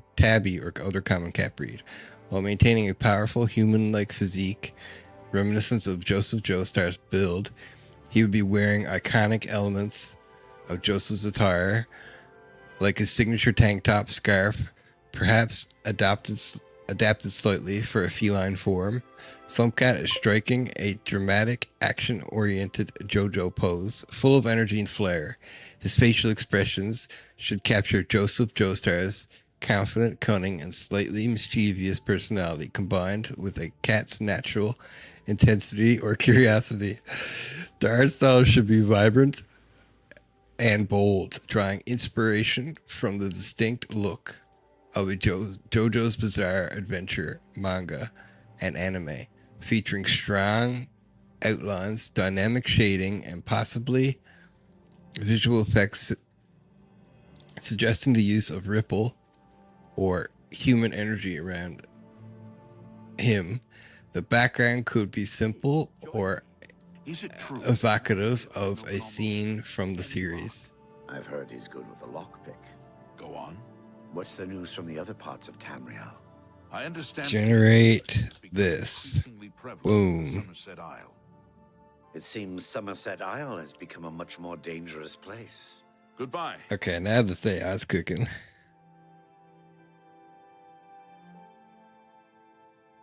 I send you to blah, blah, blah. Wait. Try again with this one. It might not let me because of copyright or something.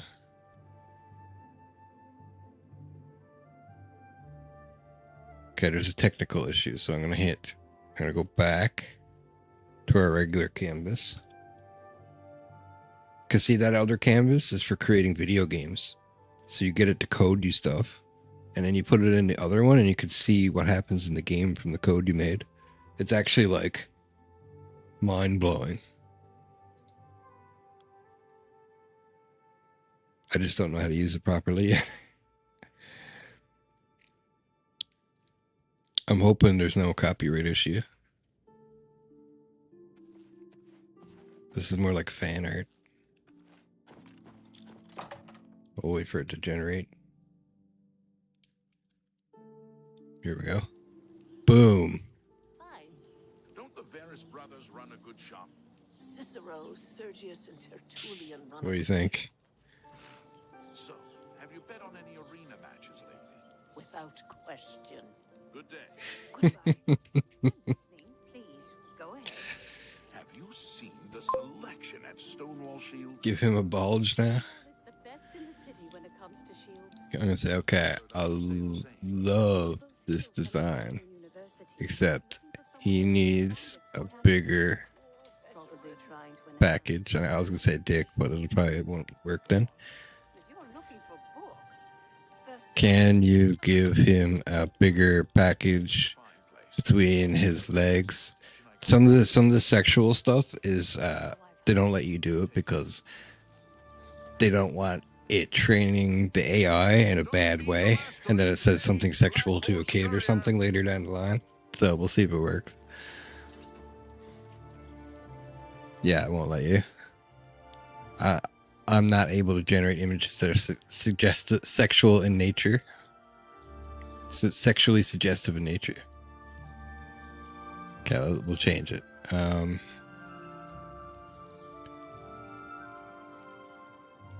gonna say, except his crotch is too small.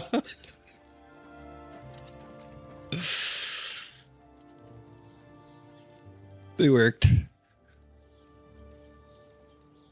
Oh, now he has a diaper. Or he has like shorts. I suppose I have a moment. No. You changed it to shorts, but I wanted it bigger. Not different. Let's see what happens. It's like the same image. I don't think it really understood what I wanted. Oh, and I talked again, so now it's all screwed up. Okay, wait, I'll take this image.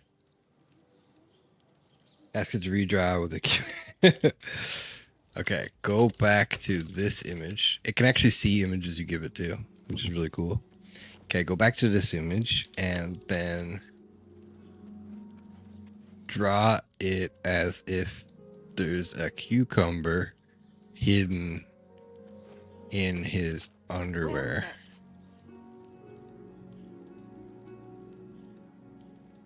Because if I say pants, it'll probably be like in his pocket or something.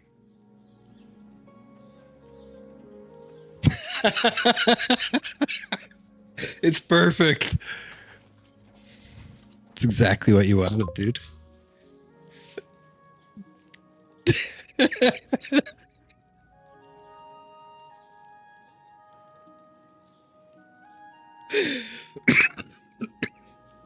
I might die. Ooh. Alright, we'll send you this masterpiece. Is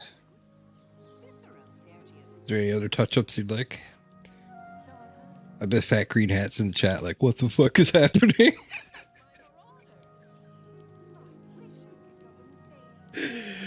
Oh my god.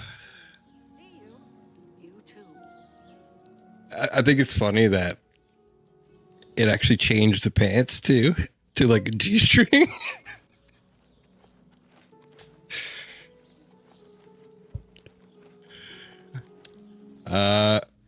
I'm gonna say, can you fix the pants?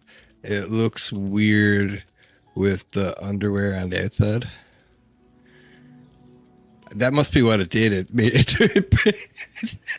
it put his underwear on the outside of his pants, and then he put a cucumber between his legs. That's actually hilarious. That some of the Imperial Watch.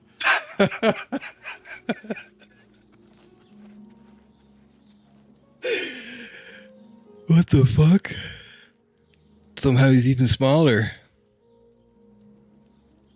His legs got bigger though.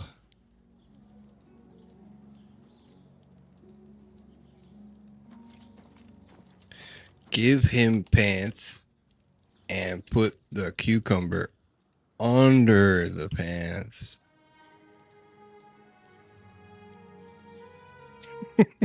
Just wait till videos are like this, dude. It'll be hilarious. This one is kind of good. His pants are still weird. Make them jeans and forget the underwear. And put the cucumber under the clothes. I already told it inside the pants, but I didn't understand. I said under the pants. Yeah, inside the pants, that might work, yeah. I see what you're saying there. Do you ever go to But this is, like, you can't tell me this is that good art. This is the best art I've ever had to do. Yes. What's the news from the other parts of Tamriel? I think you're gonna use this one.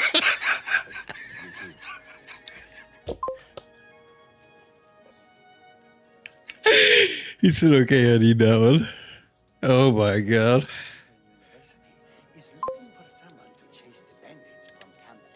That green hat is typing. He's typing in the Discord.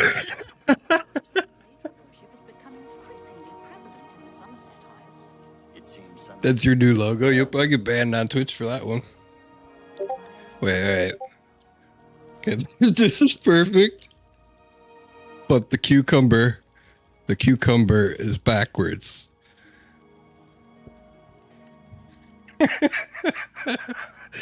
Dude, I need to generate a new logo like this. Oh, it goes against the guidelines as the cucumber's going the other way. That's interesting. Okay, so do it, but inside the guidelines. The angle of the cucumbers against the guidelines. Yeah. Oh, we can do it this way. Oh, I shouldn't have clicked on it. Oh, that one better? The direction of the cucumber matters. Okay, try it again, but from a different angle. The cucumber. You want this one instead? I think this one's funnier for some reason. Oh my god, what happened to him?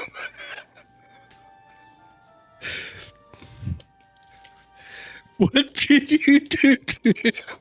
What did you do to him? Oh my god. Holy fuck, you got leprosy.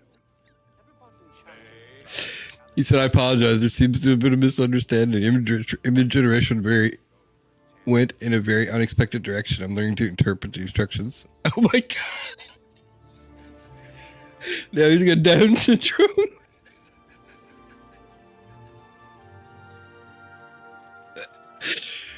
This is the best art I've ever had to create. Okay. We're gonna go back before he contracted leprosy. Let's go back. Okay. Go back to before he had leprosy. And change the cucumber direction. This is fucking hilarious.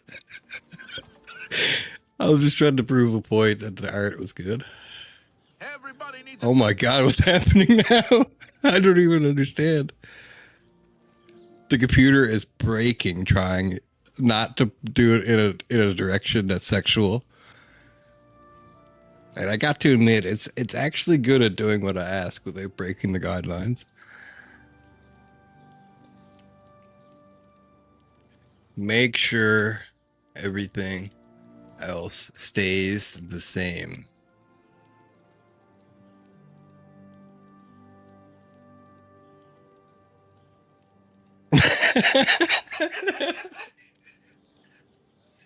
It just can't do it. It has to change the direction the guy is facing. That's the only way it'll do it. You notice that? Like, to make the cucumber go this way, it has to change the guy to look the other way. And when it does that, it breaks the abs to make it look like he has leprosy. And this is what I'm saying. AI has parameters, right? And we've just run into one of the parameters. And we're trying to work our way around it, but we can't. Okay, try again. It's amazing that it can regenerate the picture perfectly, though. Okay, try again. Draw the picture. And put the cucumber inside pants and facing the same way as the character. Stop talking.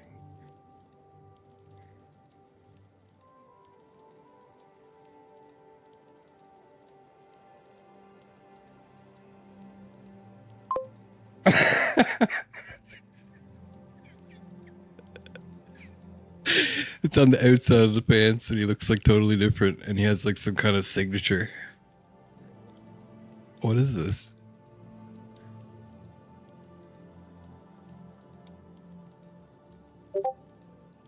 This is crazy. Okay, no, not good. Start over. Make the cucumber coming out of the fly of the jeans comically. Let's see if it'll work that way. Hey. If we make it like funny instead of sexual. Because that's what we're going for anyway, it's funny.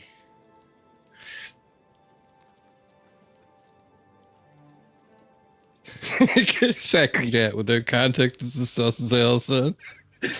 It's perfect. Can you guess the prompt that made that image? Factory hat. Rift hung cat with the stand powers.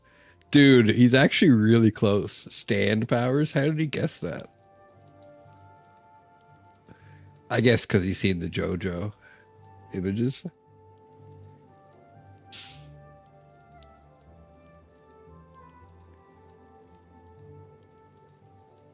I'm gonna say try again. I went against the guidelines.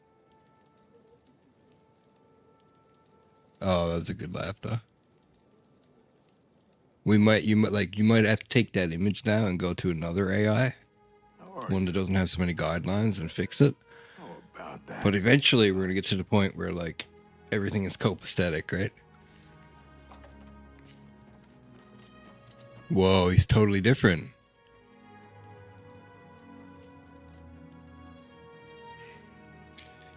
Okay, can you give this one a fat green hat?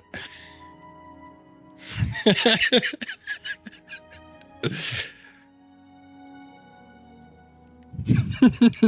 like in his pocket. That's the funny thing. I think having it in his pocket like that is even funnier. Like, what's going on with his shoulders? It's like the cucumber fused into his muscles. Oh my god. Alright, we got Cody's avatar. I can say I made one for you. Sick factory that.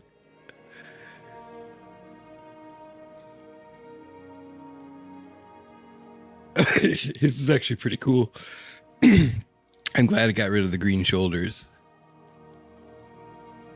Do they look exactly like? Kind of, yeah. Wait, no.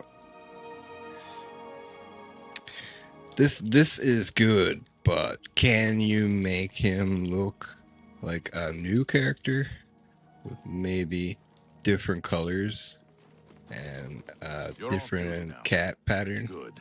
I'm hungry.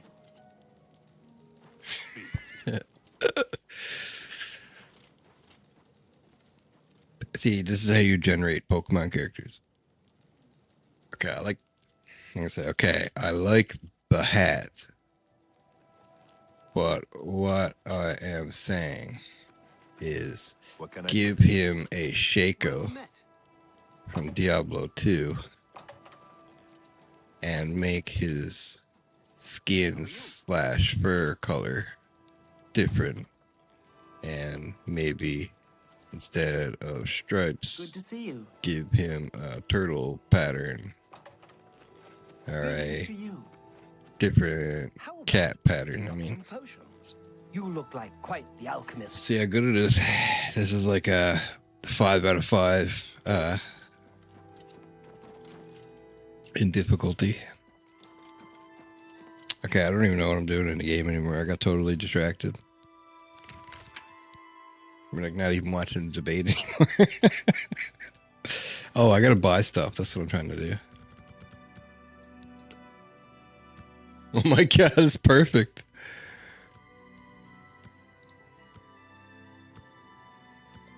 It's perfect.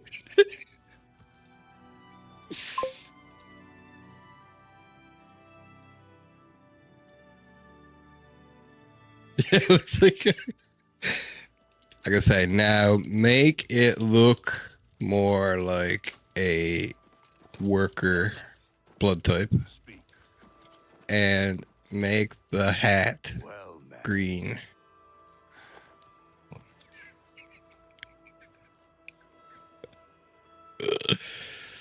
I'm not sure what you mean by worker blood type. I'll add a small symbol representing a blood type A. Just look at. I just mean make it look like default NPC worker. What's going on with you? But keep the same aesthetic. I don't even know how to spell aesthetic. Aesthetic.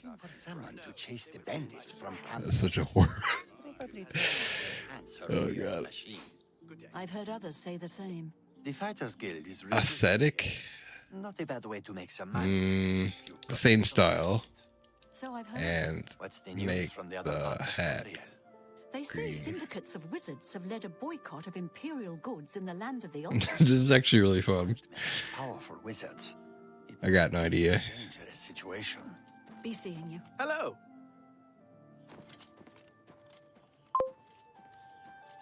I'm working on making one hat too. What is it, citizen? Oh my god, it's perfect. It's even got the factory poster in the background.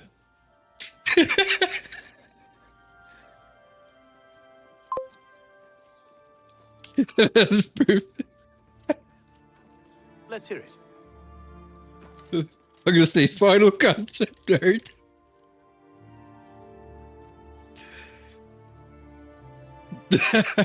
He's even got the blue. He looks like a Soviet.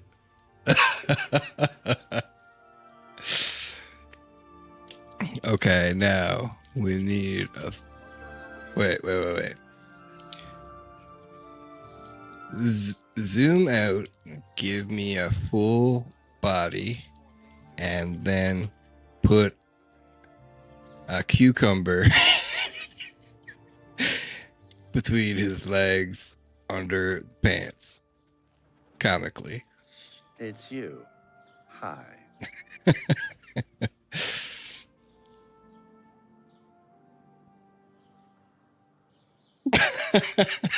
Okay, the zoom out is good.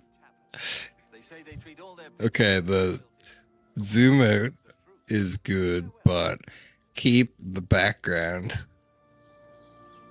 and the factory poster and make the cucumber inside the pants coming out of the fly.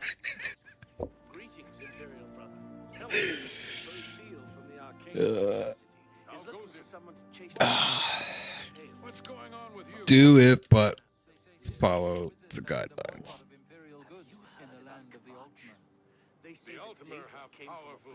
All right, we gotta. How much money do I have? I need to buy stuff.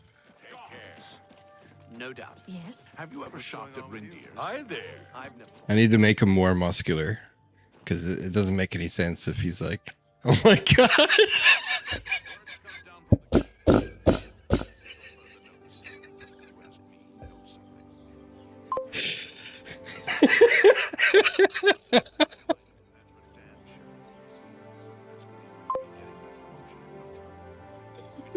Success.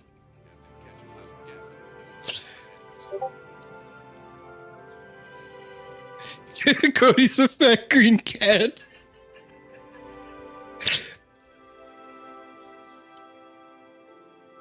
This is the real final concept.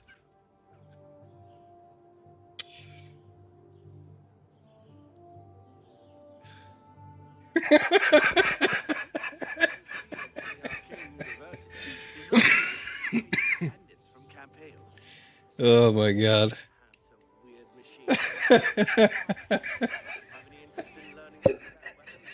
He's typing. I'd rather have someone else. Oh my god. I'd hate to have to take time to repair my armor when Okay, next character. Now we need a third character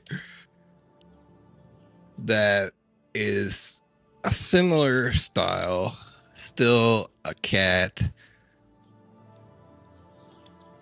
/ Joestar character, but what you guys gotta help me with this because it's hard to do it for yourself.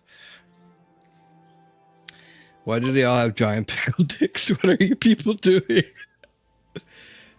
Come to my stream, you'll see. He needs draconic blood type. Alright. But make it a sort of dragon theme. And we're gonna name this one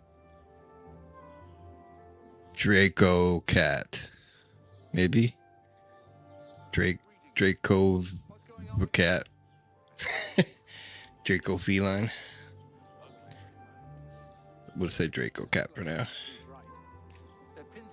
Draco Cat.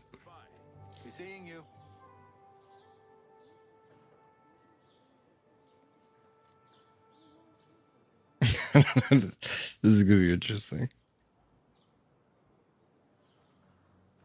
Oh my god. It's actually pretty good for like if you look at this, almost everything looks perfect except for the tail. And I've created a lot of dragons, and I can tell you almost every time something goes way worse than this. Yeah, he looks like an actual, I don't know, like a Chinese or Japanese manga like character. So okay, this is pretty cool, but I need a more Joestar vibe and a more cat-like appearance.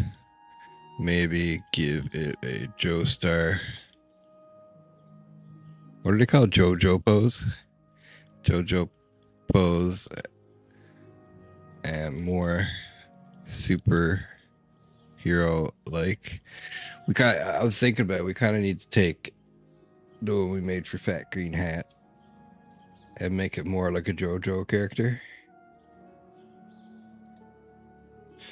Because it doesn't look very super, right?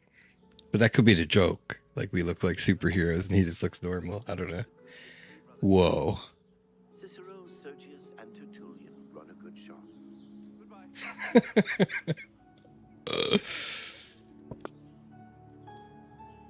What are some changes we can make?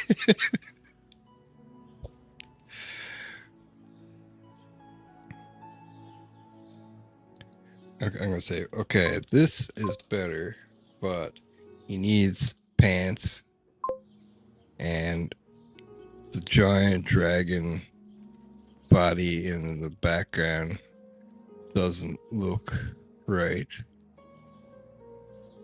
And he needs a cucumber coming out of his fly, comically.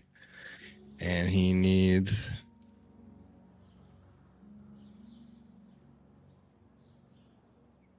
I know what we gotta do. We're gonna start a new chat. Oh, I didn't mean to do that. We're gonna start a new chat in a new tab, if I can do that. Whatever. Write me a prompt for fusing a cat, a JoJo character, and well, let me get my symbol.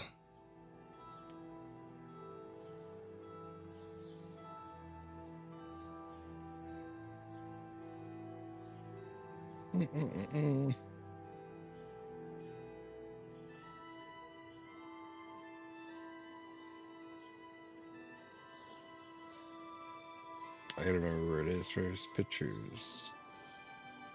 Download. And the included image and create a new character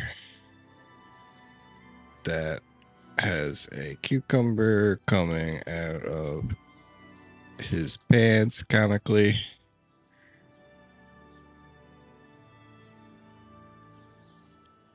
Enter.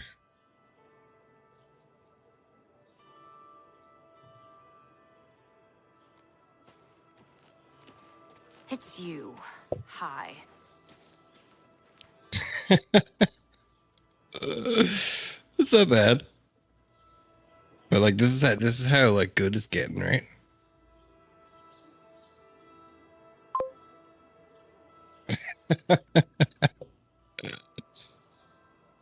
Okay, now take away or no. Okay, now fix the colors.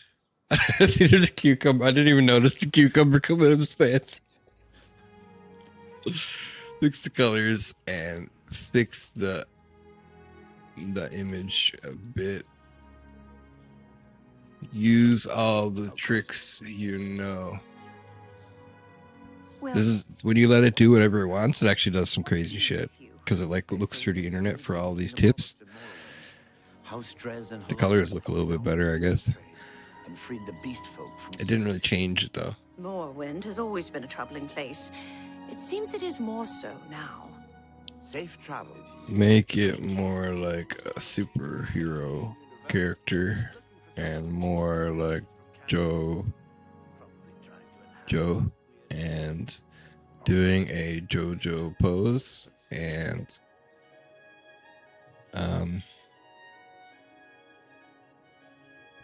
more the focal point. And you can take out the title. The title kind of throws it off because it's not the focal point of the image anymore.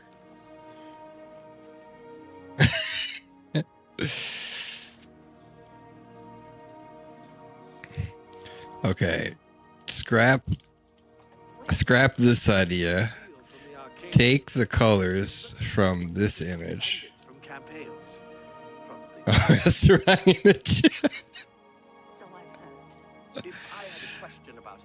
Take the colors from this image and apply them to a new character that is part cat and part JoJo character. I understand Daedra worship is becoming and keep in mind that this character is likes dragons.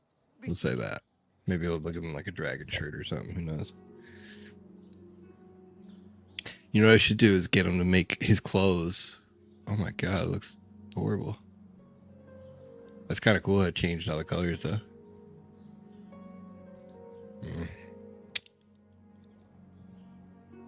Maybe if we start from a different image. What if I start from like your image?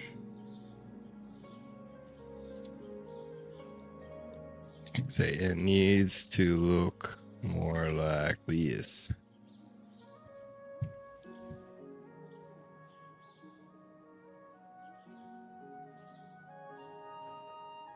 Now let's go to Mystic Emporium. What the fuck is that? Okay, now more cat-like, more Joestar, and more superhero like.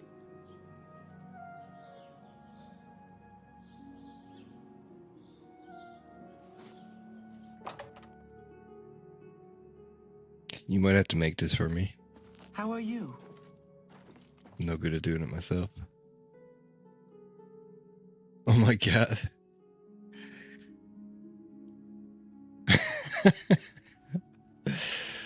That's not bad. It's a little girly though.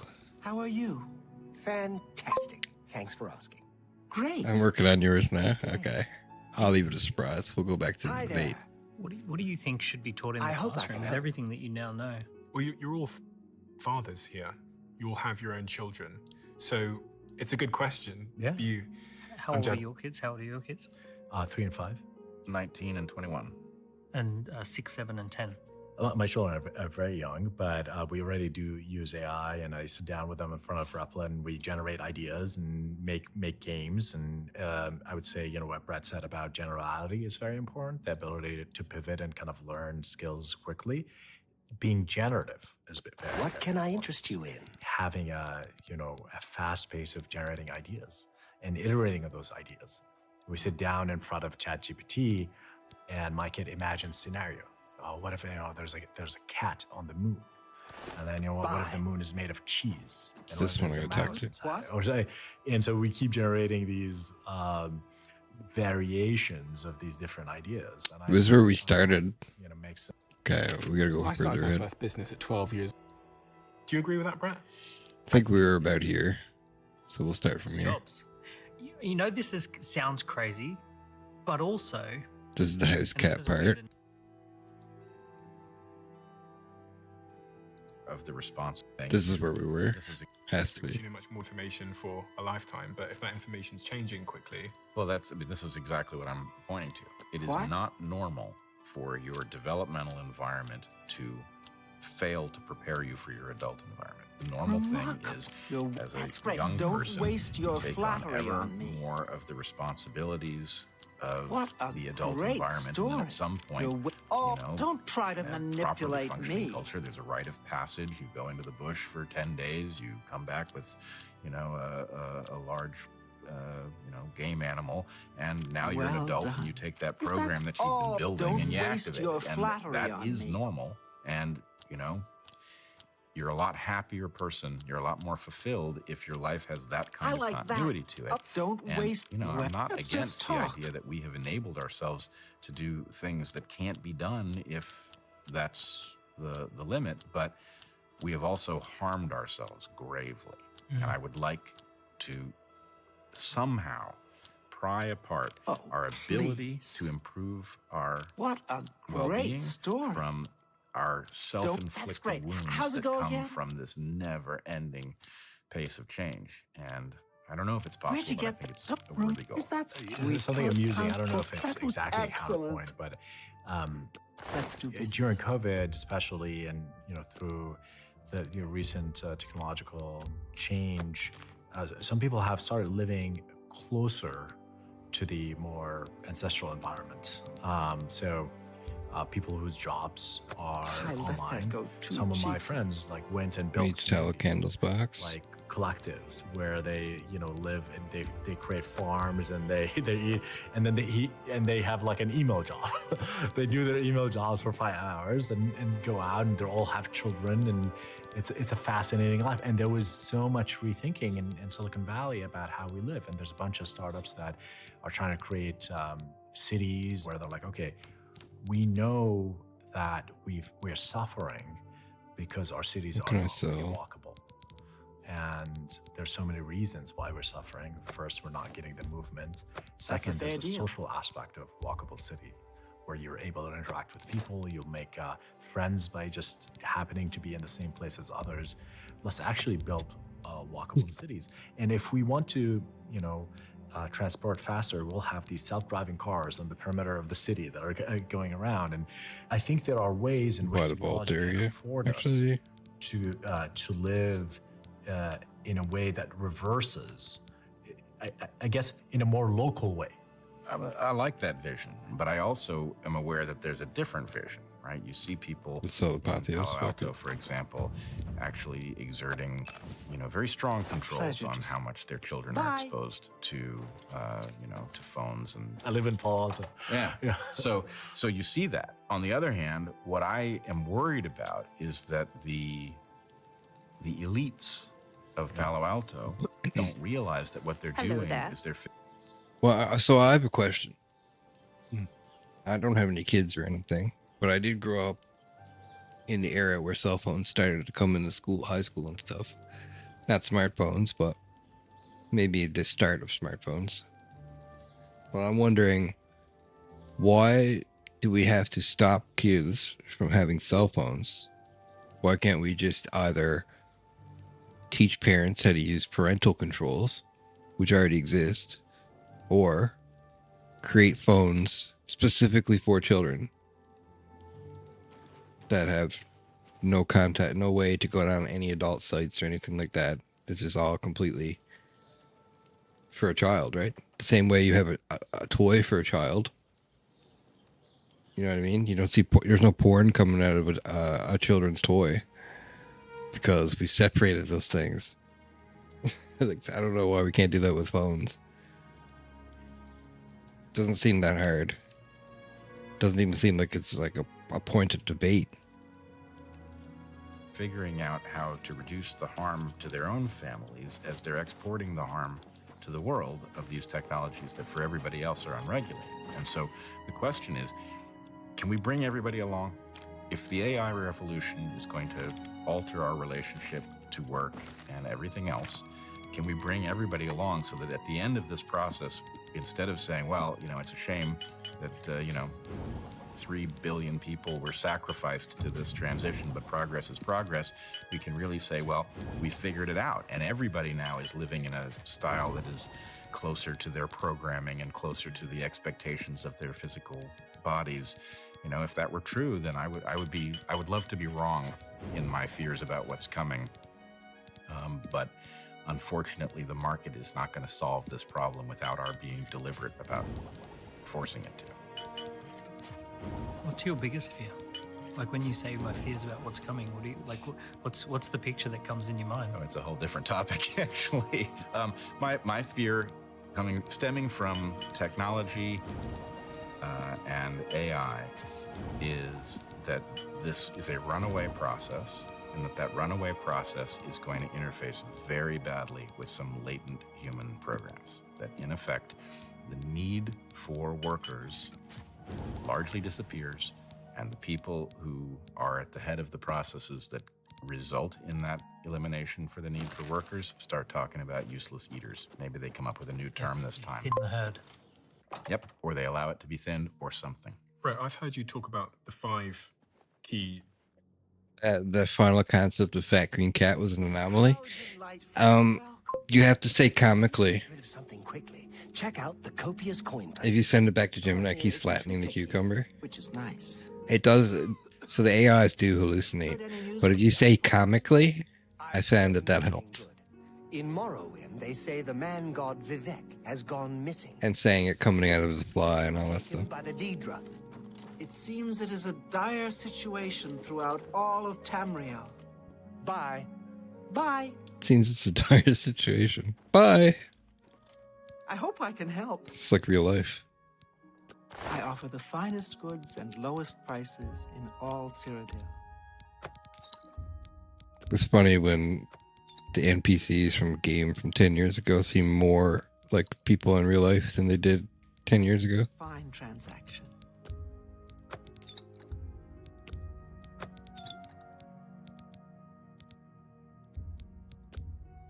You've made a good bit of gold.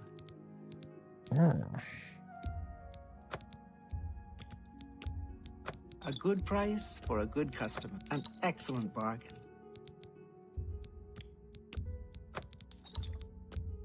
That's more than I'd usually pay.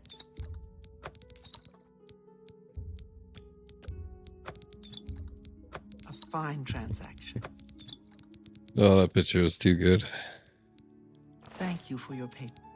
Just imagine like all the things that they don't allow AI to do that AI can already do, and then just imagine all the things that it's going to be able to do.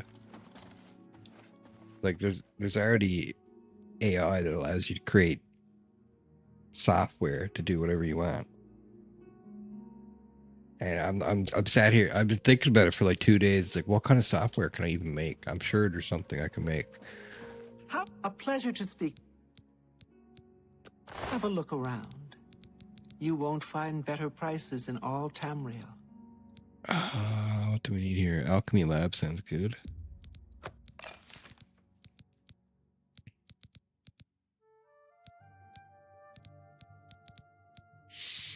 I appreciate That's it. You That's all I can buy right now.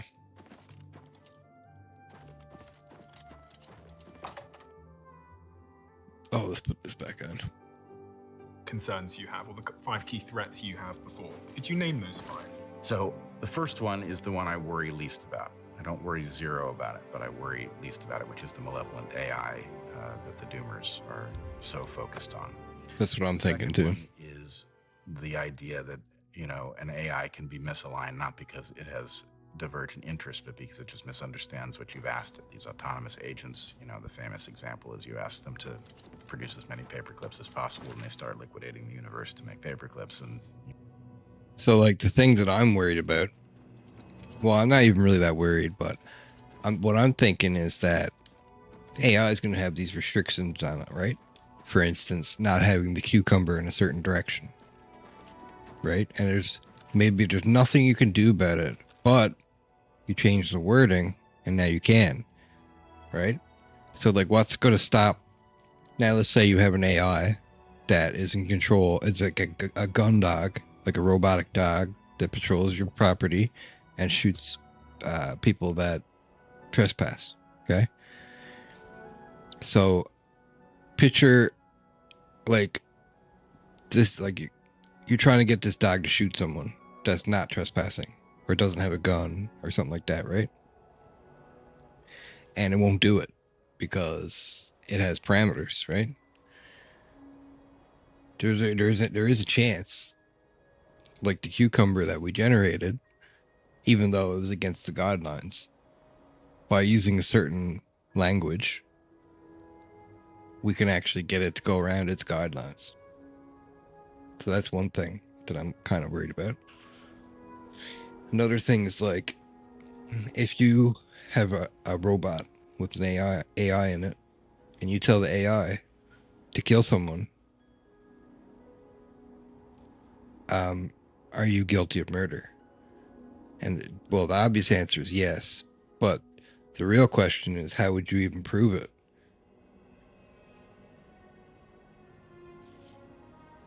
And I don't know if you were here earlier, but I was talking about, or this was yesterday, but I was talking about in countries where they have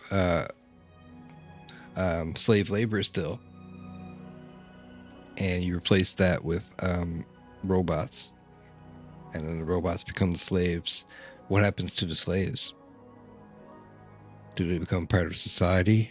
Do they just get murdered because they're useless now? There's a lot of questions with this AI other than the obvious ones, and these are big questions that we don't have the answers to. you know, it's a sorcerer's apprentice kind of issue. The third one, I would say, is actually all of the remainder of them, I would say, are guaranteed. And the third of them is the derangement of human intellect. That we are already living in a world where it's very difficult to know what the facts even mean. Right? The facts are so filtered, and we are so persuaded by algorithms that it's, you know, our ability to be confident, even in the basic facts, even within our own discipline sometimes, is at an all-time low, and it's getting worse. And that problem takes a giant leap forward at the point that you have the ability to generate undetectable deep fakes.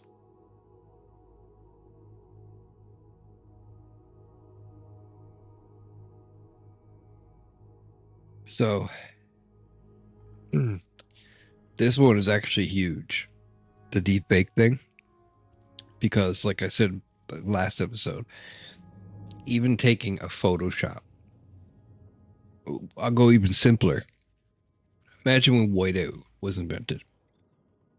And at the time, everyone wrote, I'm guessing everyone wrote with pens, right? And ink. And so they needed something to be able to write over pen. So someone invents whiteout. And now you have a guy who can change ink on a page. And he can make anything say whatever he wants. And now we have, that probably threw everything into chaos. We just don't really know much about it. And then you have Photoshop. Like when Photoshop first came out, I'm sure that threw things into chaos too. that we didn't really hear about much, because even playing video games, you could like tell someone, like you can tell the leader of a guild or clan that the leader of another clan said something about him behind his back, and then show him the image, and he can't deny it because he's seeing the image with his own two eyes, right? And then there's like, so then everyone started using like audio, right? Because you can't fake audio, like your voice, but now you can. And then so we started using video, and now you can fake that too. So now there's, like, you don't even know that this is me. This could be me 10 years ago that I filmed it, and I'm dead now. Right? Do I think that you'd have to like use other things, like, you know, that this game came out a couple months ago, so this actually has to be at least a couple months old, and then this YouTube video we're watching that came out like 5 days ago, so this video is at least 5 days old. And if you talk to me, I respond, so you're saying, okay, well, this guy is live, but then wait, what if I'm an AI agent that can respond to you? So now you don't even know if I'm real at all, even while you're talking to me. You see what I'm saying? So now you don't even know if people are real, ideas are real. And this is all going to come back to the story of the Tower of Babel in the Bible, where everybody was like, just couldn't communicate with each other anymore because they all started speaking different languages. And that can happen in other ways too, like words can lose meaning and stuff like that. So then we create new languages, and it's pretty complicated. And the thing is, these AI run off of our language, and our language can be very easily manipulated to mean different things than what they actually mean. So whoever said that the pen is mightier than the sword, they had no idea what they meant, what they were saying, or they had no idea how right they were. That's what I'm trying to say. Activate. All the candles look sick in this game. Spell making, Arcanach. Right. That's going to alter the world very radically. I don't know if you're still watching, but this is how you make spells. You can make custom spells. So if I want to detect life, I can put like a magnitude 100 for 1 second, or I can have magnitude 1 for 100 seconds, or I can have, right? And that's going to change the cost of the spell.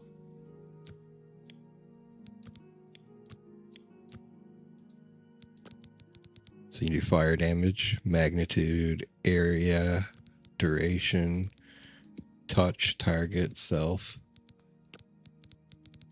fortified tribute, strength, intelligence, willpower,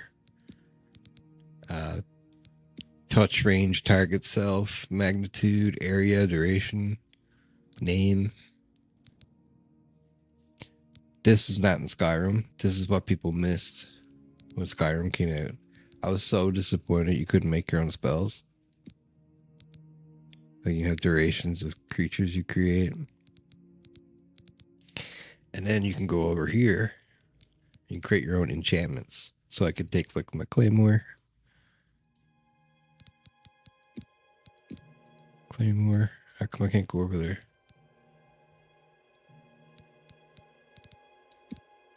Oh, I gotta do this. And then I can go like Greater Soulstone. And then I can do like water walking. So when I have this sword, I can walk on water. Or turn undead when I hit an undead. But what I think I'll do is some good old fire damage or frost damage. So you could do like, when you hit something, it's like a giant area of effect, right?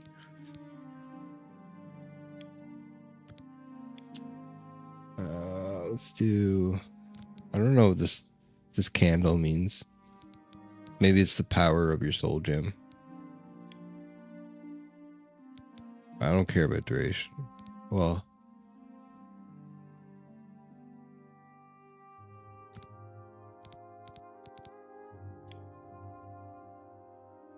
What's the strongest I can make? 31 with the soul gem.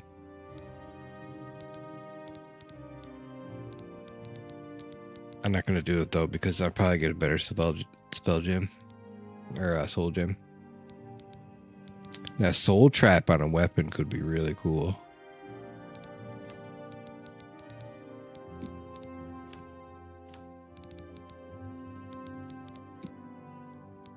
Let's do soul trap for 1 second.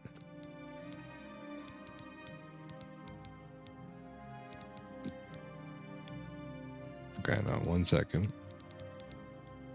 And then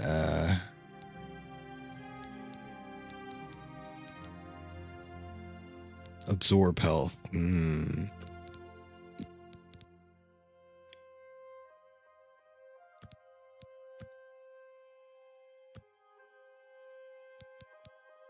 Sounds good to me.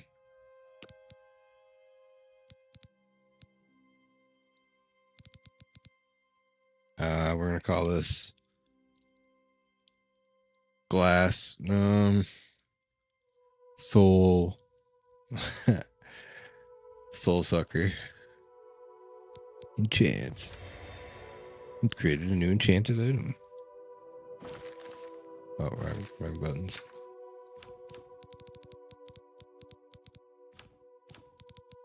So this is soul sucker.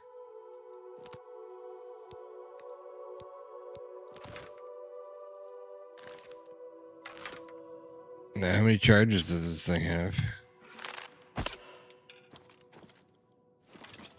I gotta go fight something now. Another question. What do I need to make spells? Can I just do a fire spell?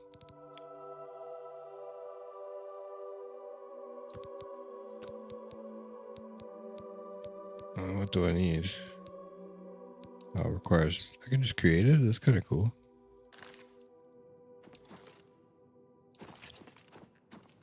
I think I just need to know the spell first.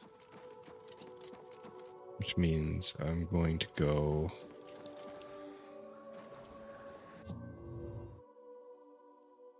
going to try to fast travel to the Coral Mages Guild. And then we're going to buy some more conjuration spells. So this is the teleporters to all the Mages Guilds. Skingrad, Amdil, Bruma, Kavach. Even though Kavach is gone, which is interesting. I wonder where that goes.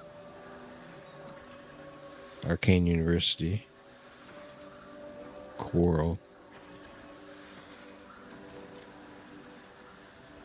Ah, the Kavach Mages Guild is no more. Doesn't go anywhere. That makes sense. Alright, well, I'm buying spells. The fact that you're looking at videotape of somebody robbing a bank doesn't mean that they robbed a bank or that a bank was even robbed. So anyway, I call this... We deal with this a lot, by the way. I think every single week I send to I have a chat with people that just are now basically spending, I'd say 30% of their time dealing with deep fakes of me, doing crypto scams, inviting people to Telegram groups, and then asking them for credit card details. We had one on X. I think you probably saw it, Dan, didn't you, of me? But that someone was running deepfake ads on X of me, and it wasn't just one ad. It was like it was like swatting flies. There was 10 of them, and I messaged them to X, and then there was 10 more. Then the day after there was 10 more. Then the day after there was 10 more. Then How does the day greet you? Meta. So it's a video of me basically asking you to come to a Telegram group where people are being scammed and audience members of mine are being scammed. And when I send them to Meta, they thankfully remove them. But then there's 5 more. So I went on LinkedIn yesterday, and my DMs are, Steve, by the way, there's this new scam. Like, actually, at this point, I need someone full time. Just sending this over to Meta. I'm the same, but on a small scale. Every week, well met. It's did you really message me on Facebook asking me for my crypto wallet and blah blah blah. My least favorite ones are when the single mother messages me saying that she just paid £500 of her money and how devastated she is, and I feel this moral obligation to give her her money back. Because she's fallen for some kind of scam. That was me. It was my voice. It was a video of me telling her something. And I don't know how you deal with that. But sorry, do continue. Well, I mean, that's actually on the list here. the massive disruption to the way things function. I can show you both some because new people are PC going to be unemployed in huge numbers, and because It's my pleasure. those who Please, are not abiding by our social contract are going to find themselves Are we selling anything or what? people who do. So in this case, not only is this poor woman, you know, now out $500 for That's kind of crazy. but you've also been robbed. He was saying there's going to be like AI scammers. That's going to be pretty ridiculous. And all these crypto wallets and stuff, I don't know how good they're going to be. Even banks, like. Whether or not you pay her back for the thing that she thought she purchased, your credibility is being stolen by somebody, and you have no capacity to prevent it. This has happened to me also, and it is profoundly disturbing, and it is only one of a dozen different ways that AI enables those who are absolutely willing to shrink the pie from which we all derive in order to enlarge their slice. There are innumerable ways that this can happen, and I think people do not see it coming. They don't understand. There's supposed to be a Breton guy who sells them. Robbed every bit as surely as if somebody was printing money. And then the last one is that this just simply accelerates demographic processes that do potentially result in the unleashing of technologies that pre-existed AI. You know, this can easily result in an escalation into wars that turn nuclear. So anyway, I think that list could probably be augmented at this point now that AI nukes. Spent a little time in the AI era. We can begin to put a little more flesh on the bones, both of what is possible in this era and what we should fear. Well met. One of those you mentioned truth, you know, the problem of truth. Would you say There's much I can show thought you. experiment? Someone today, like an average person, college. I offer the educated finest goods and lowest prices. Good day. Are they more How a propagandized or led astray Good day. than someone I hope I in can- Soviet Russia? You too. Well, I don't know because I didn't live in Soviet Russia, but my understanding from A people pleasure who to meet- did was Take care. that there was a wide awareness that the propaganda wasn't true. Doesn't mean they knew what to believe, but there was a cynicism, which is one of my fears here, is that you're really stuck Yeah, look this up choosing again. between two bad options. The last rodeo, You can't Angel tell what is Studios. true. knew- You can either be overly credulous and be a sucker all the time, or you can become a cynic and you can be paralyzed by the fact that you just don't believe anything. But neither of those is a recipe for... Do you think Google search first, and maybe now ChatGPT has helped I'm here to people relieve you. more or time. less to find truth? I think it's not ChatGPT exactly, but all of the various AI engines Starting with Google, yeah. have briefly enhanced our capacity to know what's true, because in fact they allow us to see through the algorithmic manipulation, because the AI is not well policed. You can get it to recognize patterns that people will swear are not true. And so anyway, a lot of us have found it useful in just simply unhooking the gaslighting. So that's been very positive. But Good afternoon. I also remember the early days of search.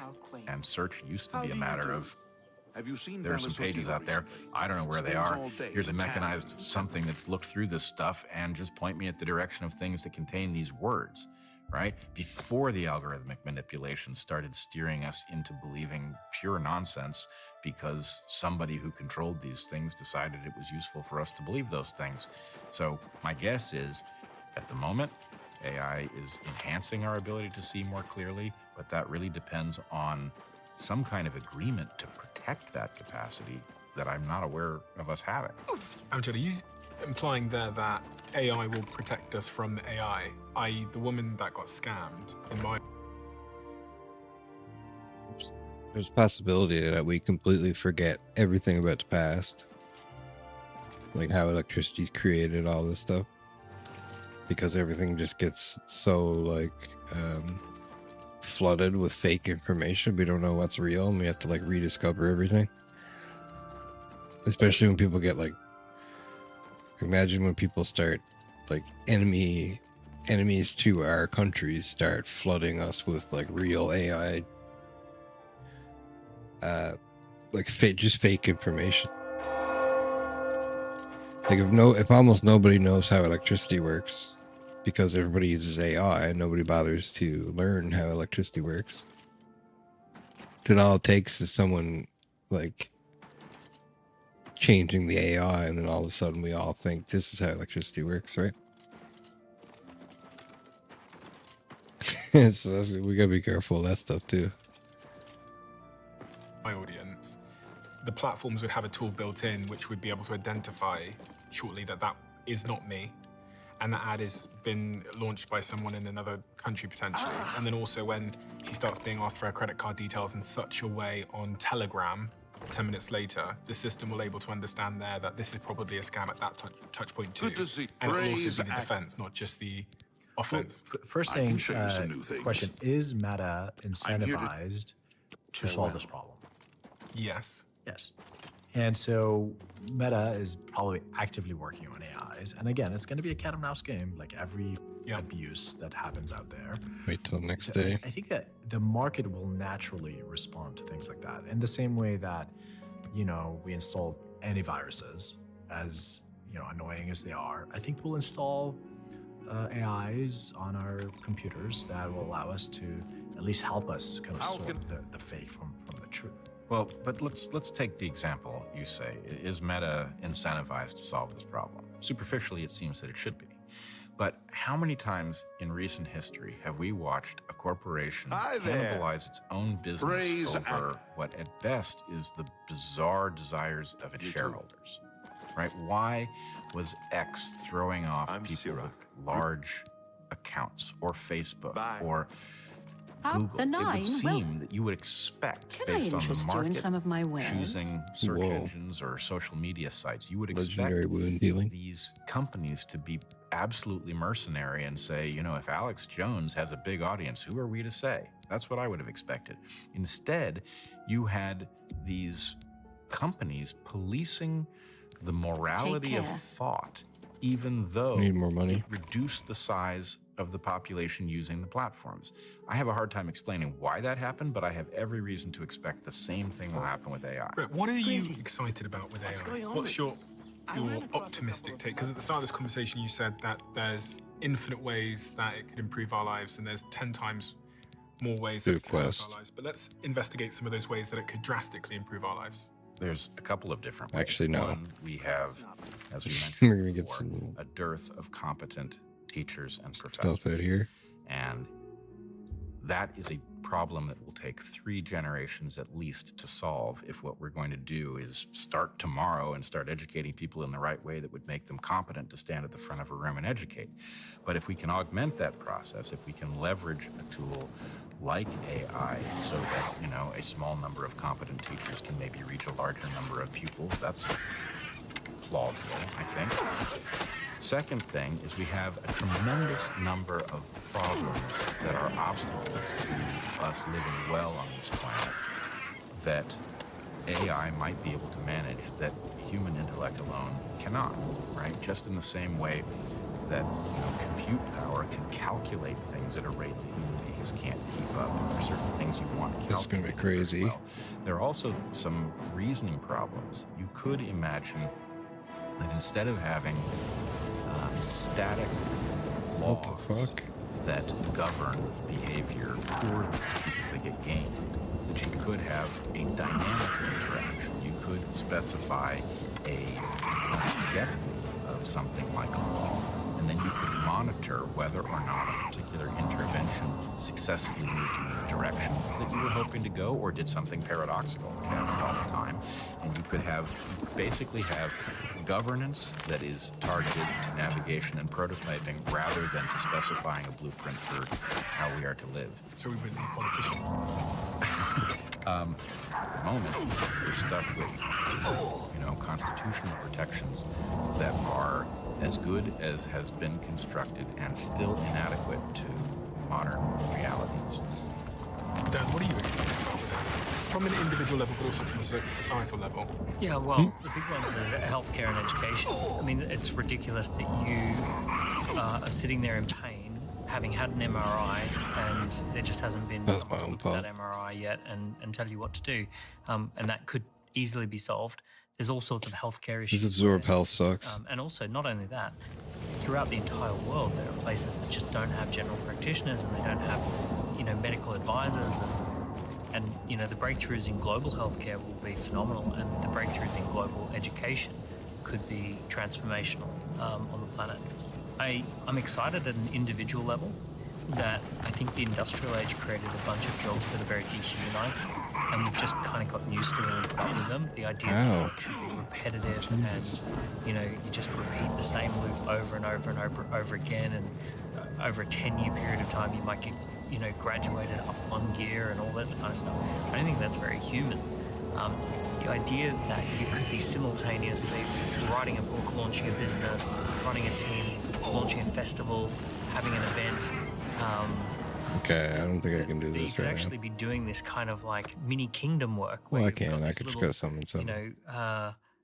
ecosystem around you of fun things. I'm just trying to make some money real quick. That is actually made possible for a vast majority of people if they embrace these kind of tools. You can live an incredibly fulfilling and amazing and impactful existence. I know that I do as a result of having these tools in my life. Like I'm doing things that I could have only dreamed about as a kid. And what would you say to entrepreneurs? I know you work with thousands of entrepreneurs. What Dude, are you you took telling me them out of the in terms air. their current businesses or business opportunities that you're foreseeing? So I think that small teams have infinite leverage now, and that when you have a team of, say, 5 to 10 people who share an incredible passion for a meaningful problem in the world, and they want to see that meaningful problem solved, and they come together in the spirit of entrepreneurship to solve that problem, that little 5 to 10 person team, armed with the technology that we now have available, you can have a big impact. You can make a lot of money, you can have a lot of fun, you can solve big problems in the world, you can scale solutions, you can probably do So more fast. in a 3-year window than most people did in a 30-year career. And then that little band I don't of think I 5 can to 10 fight him. people could either go together onto a new meaningful problem, or they could disband and work on other meaningful problems with different teams. In such a world where you have this sort of infinite leverage, but everyone else has access to the same infinite leverage, what becomes the USP? Going back to this idea of the moat, like what is the thing of value when we've all got access to $20 infinite leverage? Well, first of all, the first thing you need to understand is that this moment of time is the least competitive moment. Like, if you understand how to use these tools, you can start making money tomorrow. You can even, I see countless examples of This people camp is so making useless. thousands of dollars with these hustles that I talked about, or building businesses that generates millions of dollars in the first couple of months of existence. So I would say start moving now, start building things. So it's an unprecedented time of wealth creation. Clearly, at some point, as the market gets more efficient, as more and more people understand how to use these tools, there's less potential for creating these massive businesses quickly. And we've seen this, like the dawn of the internet or dawn of the web, was a lot easier to create Facebook than it is now. Then we had mobile, and for 3, 4, 5 years, it was very easy. We need a better way to deal with these create things. massive businesses, and then it became harder. Being just at the edge of what's possible is going to be very, very important over the next couple of years, and that gets me really excited, because the entrepreneurs who are paying attention are gonna be having the most amount of fun, but they're also going to be able to make a lot of money. How many applications have been built on Revamped to date? So I can talk about the millions of things that have been built since we started the company. Just since September, when we launched Replim Agent, there's been about 3 million applications built purely in natural language, with no coding at all, purely natural language. Of those, I think 400,000 of them were deployed in a real. Not happening, I don't think. The site Oh, was did I click the wrong deployed, one?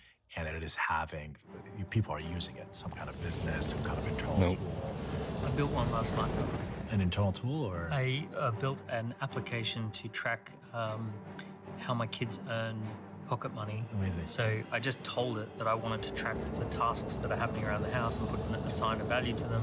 And I want to be able to, at the end of the week, push a button and get a summary of how much to pay each child for their pocket money. We are so screwed. And within 15 minutes, it had created this application. And it was amazing. Like, you could toggle between, like, here's the place where you have the kids, and here's the weekly reports, and here's the how much per task, and you can tick off the tasks or remove tasks or add tasks. So then I now have this application which took 15 minutes of just talking about what I wanted. And now I have an application to run the pocket money situation in the house. And by the way, it's something, having run an IT agency years ago, that's something that we would have charged £5,000 to £10,000 to create, or $5,000 to $10,000 to create. And how much time? Probably talking something that would have been a 3-4 week project. And we're That's crazy. At the start of the S curve now that you're describing, and it's already. Yeah. If it's a $20 Replit's roughly $20 a month. 25 for the base. Oh god. Chase me to town. Let's say it's $1. Yeah. It cost you, and it cost you minutes and $1 now, and we're at the start of the S curve. And you talk to it like you're chatting to a developer. I got a soul. So one of the things that slows down the development process is you have to send the information to a developer, and they need to understand it, and then they need to create something and then come back to you. This just happens in front of your eyes while you're watching it, and it's actually showing you what's being built. And it's really wild.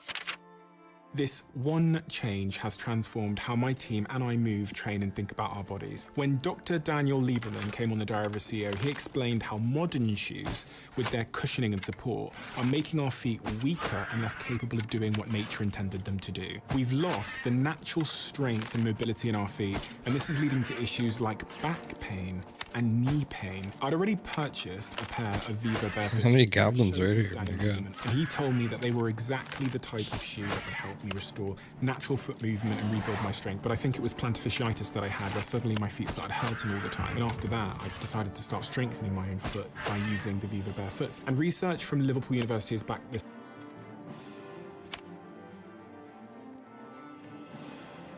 I don't think we've spent a lot of time talking about autonomous weapons. This is the thing that really worries me. And the thing that worries people about AI is this idea is that it is this emergent system, and there's one thing behind it. It can act in a way. Why did zombie walk right past him? Guided by humans. I also think it's true of corporations, of governments. And so I think individual people can often have the best intentions, but the collective can land on doing things in a way that's harmful or morally repugnant. And I think we talked about China versus the US, and that oh my god, he still killed me. Dynamics where they're both incentivized to cut corners and potentially do harmful things. And in the world of geopolitics and wars, what really scares me is autonomous weapons. And what does it scare me? Just because get him. You can imagine autonomous drones being trained on someone's face, and you can send a swarm of drones, and they can be this sort of autonomous killing assassination. And it can sort of function as a country versus country technology in the world of war, which is still crazy. But it can also become a tool for governments to subjugate the citizens. And people think we're safe in the West, but I think the experience We'll go back COVID 2 minutes. showed that even the systems in the West can very quickly become draconian. Yeah. Apparently, I've heard in Iran that they have face recognition cameras that detect whether women are wearing hijabs in their own cars, and it automatically detains the car if you're driving and you're not wearing a hijab. And if you're certainly if you're walking down the street, it just picks that up, and immediately you're in trouble. You can it acts as a police officer and Coming to a town near you, dude. a judge and a lawmaker. It's the judge, jury, and executioner essentially, and it just happens instantaneously. What happened in Canada with the truckers' sort of protests where they froze their bank account by virtue of just being there. Just by being in that location. And just to confirm that, Iran has implemented a comprehensive surveillance system to enforce its mandatory hijab laws. It's crazy that they compare Canada and Iran. Like, it used to be like North Korea and like China, or like, you know, Soviet Russia, right? Now it's Iran and Canada. That's how bad it is in Canada now. Utilizing various technologies, one of which is cameras and facial recognition. So they've put cameras in public spaces to identify women who are not adhering to the hijab dress code. And just on that, London has just put those facial recognition systems into London, and also all throughout Wales. I will say, though, the Supreme Court sided against Justin Trudeau, the Prime Minister. So it was actually an illegal act. So we do actually have rights here, and they will be upheld next time because now there's precedent. So that's kind of good. And they're being rolled out at speed, and like all you would need is a change of government that wanted to implement something similar, and all the base layer technology is already in there. It gets a little bit worse in Iran because they have this new app called the Nazar app, where the government has introduced the Nazar mobile application, which allows you as a citizen to report another citizen who is not wearing their hijab, and it logs their location, their time when they weren't wearing it, and the vehicle license plate. With the crowdsourced data, it can then go after that individual. I would also just point out that I think we're not being imaginative enough. I agree with you. I have the same concern about these autonomous weapons, but I also think this doesn't have to occur in the context of war or even governmental oppression. It is perfectly I don't know where did our goblin went. This allows, There he is. this drops the price of an undetectable or an unprosecutable crime, and maybe economic moats return in the form of people taking out their competitors or anybody who attempts to compete with them using an autonomous drone that can't be traced back to them, you know, that follows facial recognition. And, you know, you don't have to kill very many people for others to get the message that this is a zone that you shouldn't mess around in. So I could imagine, you know, effectively a new high-tech organized crime that protects rackets and makes tons of money and subjugates people who haven't done anything wrong. I had Mustafa Suleyman on the podcast in 2023 when This is reverse pickpocketing, started huh? picking up, and he is the CEO of Microsoft AI. You're familiar with Mustafa, of course, yeah.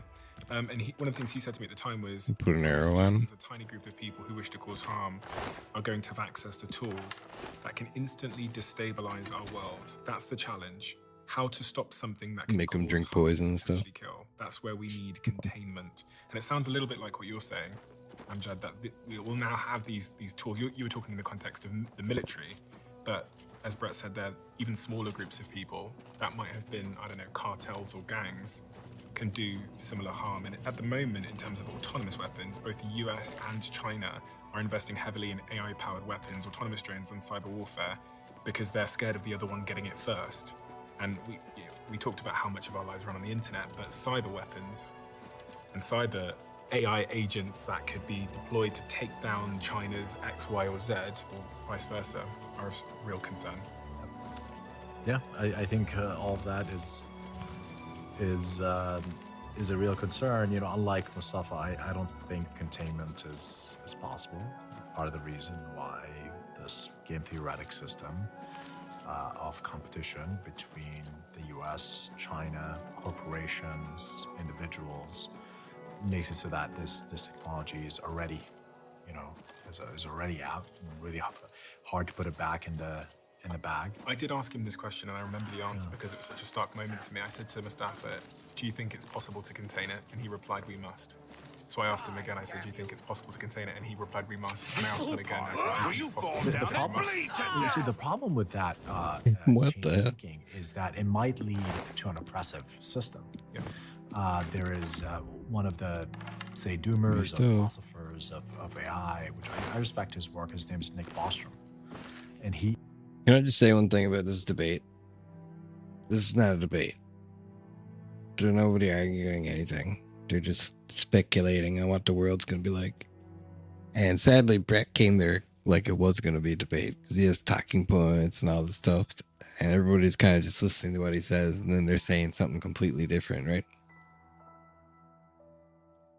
But they're making some really good points on some stuff. So he was trying to think of ways in which we can contain AI. And the thing that he came up with is perhaps more oppressive than something that the AI would come up with. It's like total surveillance state.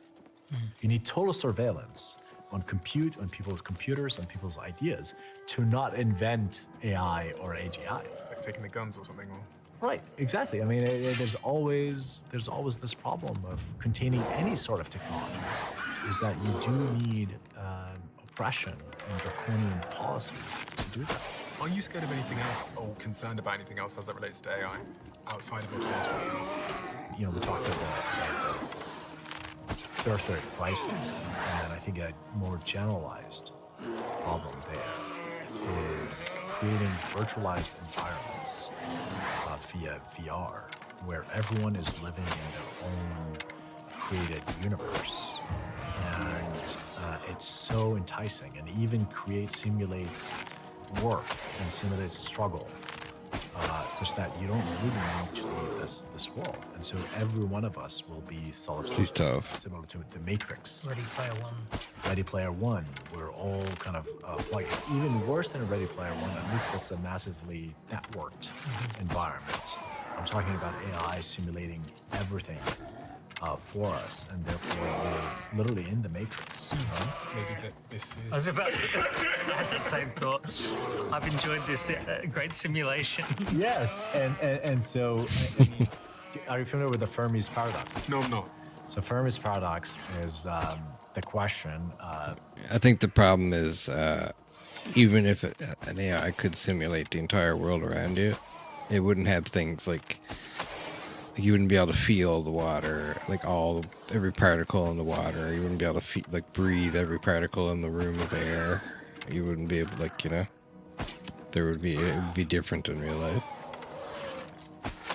because we don't have the capacity to make.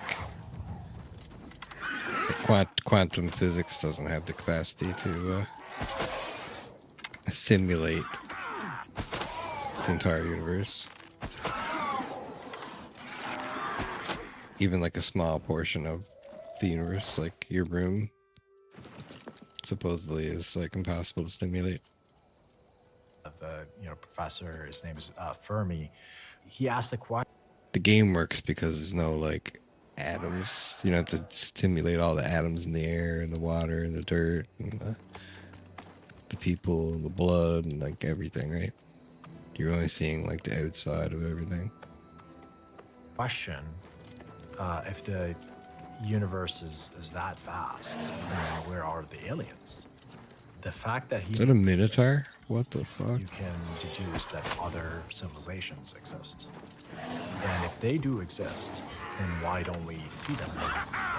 And then that spurred a bunch of Fermi solutions. So there's, I don't know, you can find hundreds of solutions on the internet.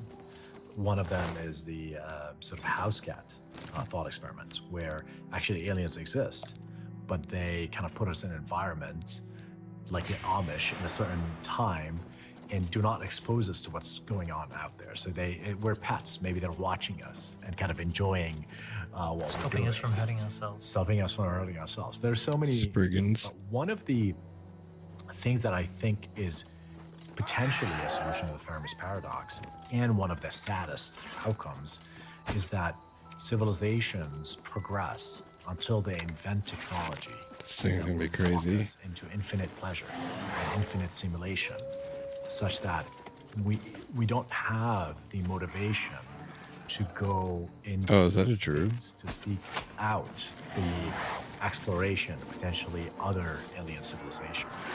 Maybe we can't take it. That is a determined outcome of humanity, or like a highly likely outcome of any species like humanity.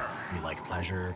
Pleasure and pain is the main motivators. And so if you create an infinite pleasure machine, does that mean that we're just at home in our VR environment with everything taken care for us, and literally like the Matrix. And the real world would suck in such a scenario.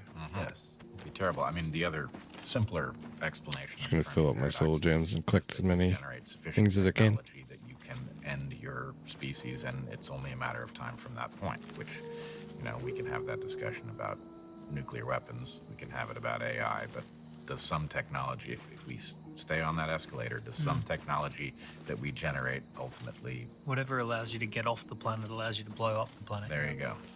I want to get everyone's closing thoughts and closing remarks. And hopefully in your closing remarks, you can capture something actionable for the individual that's listening to this now on their commute to work, or the single mother, or the average person who maybe isn't as technologically advanced. We need to start working on some AI software, guys. Everyone in my community. We gotta become billionaires. As many of us at this table, but is trying to navigate through this to figure out how to live a good life over the next 10, 20, 30 years. Yeah. I think as long as you need. I think we live in the most interesting time in human history. So for the single mother that's listening, for someone who wouldn't be the stereotype of a tech bro, don't assume that you can't do this stuff. It's never been more accessible. Today, within your work, you can be an entrepreneur. You don't have to take massive risk to go create a business, quit your job and go create a business. There are countless examples. We have a user who's a product manager at a large real estate business, and he built something that created 10% lift in conversion rates, which generated I gotta walk down the road with the guards so I don't die. millions and millions of dollars of that business. And that person became a celebrity at that company and became someone who is lifting everyone else up and teaching them how to use these tools. And obviously that is like a really great for anyone's career, and you're gonna get a promotion. Your example What the hell is that? building a piece of software for your family, for your kids to improve and to learn more, to be better kids, is an example of being an entrepreneur in your family. So I really want people to break away from this concept of entrepreneurship being, this is your podcast, Diary of a CEO. You started this podcast by talking to CEOs, I assume, right? And over time, it changed to everyone can be a CEO. Everyone is some kind of CEO in their life. And so I think that we have Ogres are good. unprecedented access to tools for that vision to actually come to reality. Well, it is obviously a moment of a kind of human phase transition, something that I believe will be the equal of a discovery of farming or writing or electricity. And the darkness that I think is valid in looking at all of the possible outcomes of this scenario is actually potentially part of a different story as well. In evolutionary biology, we talk about an adaptive landscape in which a niche is represented as a peak, and a higher niche, a better niche, is represented as a higher peak. But to get from the lower niche to the higher niche, you have to cross through what we call an adaptive valley. And there's no guarantee that Oh god, they killed the guard. And in fact, the drawing that we put on the board, I think, is overly hopeful because it makes it in 2 dimensions. It looks like you know exactly where to go to climb that next peak. And in fact, it's more like the peaks are islands in an archipelago that is in fog where you can't figure out what direction that peak is, and you have to reason out it's probably that way, and you hope not to miss it by a few Oops, I hit the horse.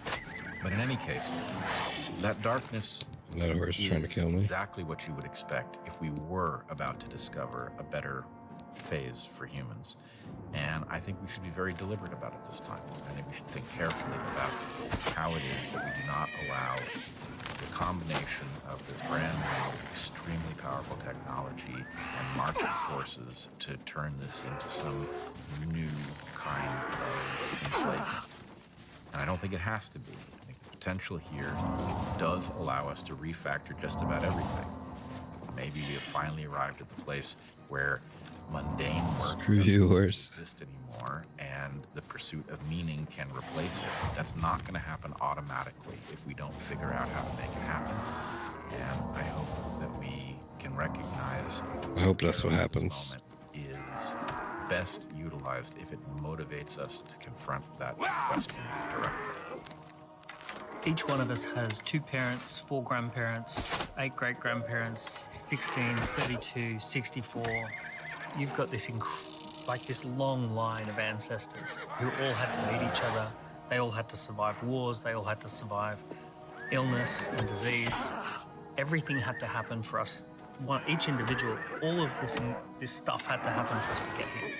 And if we think about all the people in those thousands and thousands of people, every single one of them would trade places in a heartbeat if they had the opportunity to be alive. God, can I even outrun a horse? They would say that their life was struggle, disease, that their life was a lot of mundane and meaningless work. Horse is true bass all along. You know, every single one of us has probably got ancestors that were enslaved, probably got ancestors that died too young. Ancestors, I'm enslaved right now. Probably got ancestors that worked horrific conditions. We all have that. And they would all just look at this moment and say, wow, so are you telling me that you have the ability to solve meaningful problems, to come up with adventures, to travel the world, to pick the brains of anyone on the planet that you want to pick the brains of? You can just listen to a podcast. You can just watch a video. You can talk to an AI. Like, are you telling me that you're alive at this particular moment? Please make the most of that. Like, do something with that. You know, you can sit around pontificating about society and how society might work, but ultimately it all boils down to what you do with this moment. And solving meaningful problems, being brave, having fun, making your little dent in the universe. And horses open doors. You know, that's what it's all about. And I feel like there's an obligation to your ancestors to make the most of the moment. Thank you so much to everybody for being here. I've learned a lot and I've developed my thinking, which is much the reason why I wanted to bring it all together, because I know you all have different experiences, different backgrounds in education, you're doing different things, but together it helps me sort of pass through all of these ideas to figure out where I land. And I ask a lot of questions, but I am actually a believer in humans. I was thinking about this a second ago. I was thinking, am I optimistic about humans' ability to navigate this just because they have no other choice? Because as you said, the alternative actually isn't worth thinking about. And so I do have a optimism towards how I think we're going to navigate this, in part because we're having these kinds of conversations. And we, in history, haven't always had them at the birth of a new revolution. When we think about social media and the implications that had, we're playing catch up with the downstream consequences. Is that a will-o-wisp? I am hopeful. Maybe that's the entrepreneur. Oh my God, there's a bear too. Maybe that's also the entrepreneur in me. But at the same time, to many of the points Brett's raised and Amjad's raised and Dan's oh, one shot of the rat. Nice, doing it stronger. From one island to another. And because of the speed and scale of this transformation that Brett highlights, and you look at the stats of the growth of this technology and how it's spreading like wildfire, and how once I tried Replit, I walked straight out. Melted me. Immediately, I was like, Cozzy, try this. And she was on it and she was hooked. And then I called my girlfriend in Bali, who's the breathwork practitioner. And I was like, type this into your browser, REPLIT. And then she's making these breathwork schedules with all of her clients' information ahead of the retreat she's about to do. It's spreading like wildfire because we're internet native. We were native to this technology, so it's not a new technology, it's something on top of something that's intuitive to us. So that transition, as Brett describes it, from one peak to the other or one island to another, I think is going to be incredibly destabilizing. And having interviewed so many... We'll ride this thing back. Reid Hoffman, who's the founder of LinkedIn, to the CEO of... Oh, is he my horse now? Mustafa, who I mentioned. They don't agree on much, but the thing that they all agree on, and that Sam Altman agrees on, is that the long-term future, the long-term way that our society functions is radically different. People squabble over the short term. They sometimes even squabble over the midterm or the timeline, but they all agree that the future is going to look completely different. Amjad, thank you for doing what you're doing. We didn't get to spend a lot of time on it today, and this is typically what I do here, but your story is incredibly inspiring. Incredibly inspiring from where you came from, what you've done, what you're building, and you are democratizing and creating a level playing field for entrepreneurs in Bangladesh to Cape Town to San Francisco to be able to turn their ideas into reality. And I do think, just on the surface, that that's such a wonderful thing that, you know, I was born in Botswana in Africa, and that I could have the same access to turn my imagination into something in my life because of the work that you're doing at Replit. And I highly recommend everybody go check it out. You probably won't sleep that night because it's so it's so, for someone like me, it was so addictive to get to be able to do that, because it's been a barrier to creation my whole life. I've always had to call someone to build something. Dan, thank you again so much, because you represent the voice of entrepreneurs, and you've really become a titan as a thought leader for entrepreneurs in the UK, and that in perspective, that balance is incredibly important. So God, he's so I really fast. appreciate you being here, as always, and you're a huge fan favorite of our show. And Brett, thank you a gazillion times over for being a human lens on complicated challenges. And you do it with a fearlessness that I think is What the imperative. hell is that? for fighting Spider Daedra. These kind of situations where some of us can run off with optimism, and we can be hurtling towards the mouse. Why is she tame? And I think you're an important counterbalance and voice in the world at this time. So thank all of you for being here. I really, really appreciate it. And we shall see. These things live forever, so. Oh my god, Artronax. Oh my god. 53% of you that listen to this show regularly haven't. Save me, Artronax. So could I ask you for a favor? If you like the show and you like what we do here and you want to support us, the free, simple way that you can do just that is by hitting the subscribe button. And my commitment to you is if you do that. Yeah, this is Diary of CEO, guys. If you like to show, liked what he is, the video. Oh my god. We gotta get out of here. Never went far enough. How did the guard get through?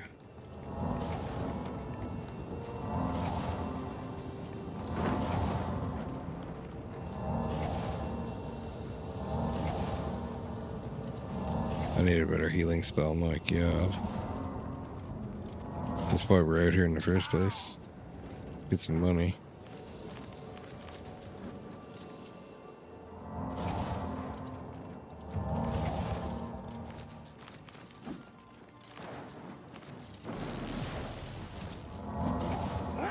Dodging, picking, healing. I'm dodging, picking, healing.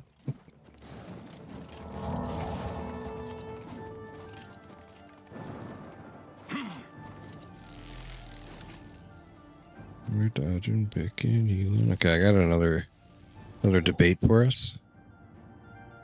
Let's get rid of all this shit. I want to start by saying how delighted. I don't know if we're gonna have time for this one. This one's an hour and 15, but this one's 11 minutes. National banks are racing to secure it. So this one is Hitler wasn't wrong. Dude gets a swift lesson on morals.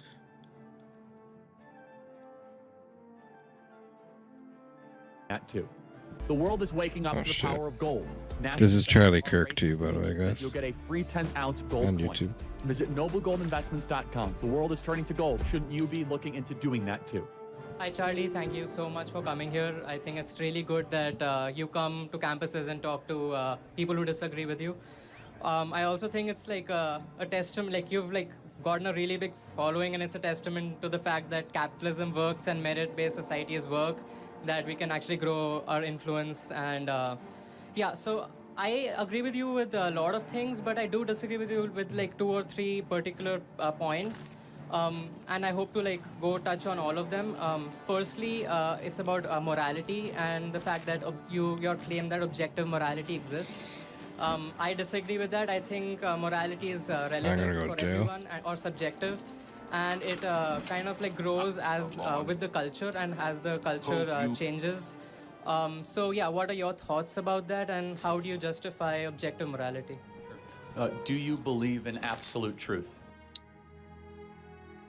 I don't know the exact definition of objective morality. I guess it's like you apply your morality to certain people but not others.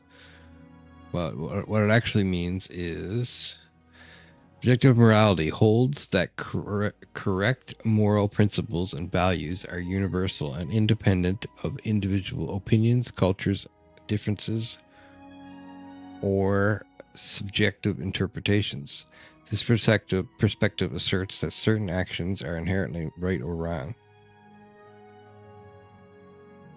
regardless of the person's beliefs or societal norms.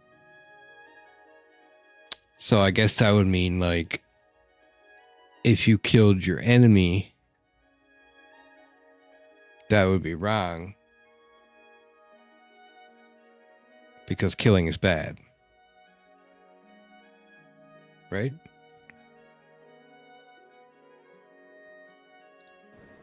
What do you mean by absolute truth? Absolute truth, like that there is truth absolute for all people. Yes. You do? Okay, that's objective morality. That's objective facts. I won't say that's morality. Okay, so do I have permission to ask you a provocative question? Sure. I know what you're going to ask. Okay, fine. I mean, was Hitler objectively wrong? No. So, I do... So wait, what's objectively wrong? It means when something is incorrect or bad based on factual evidence, logical reasoning, or established standards, and not merely based on personal opinions.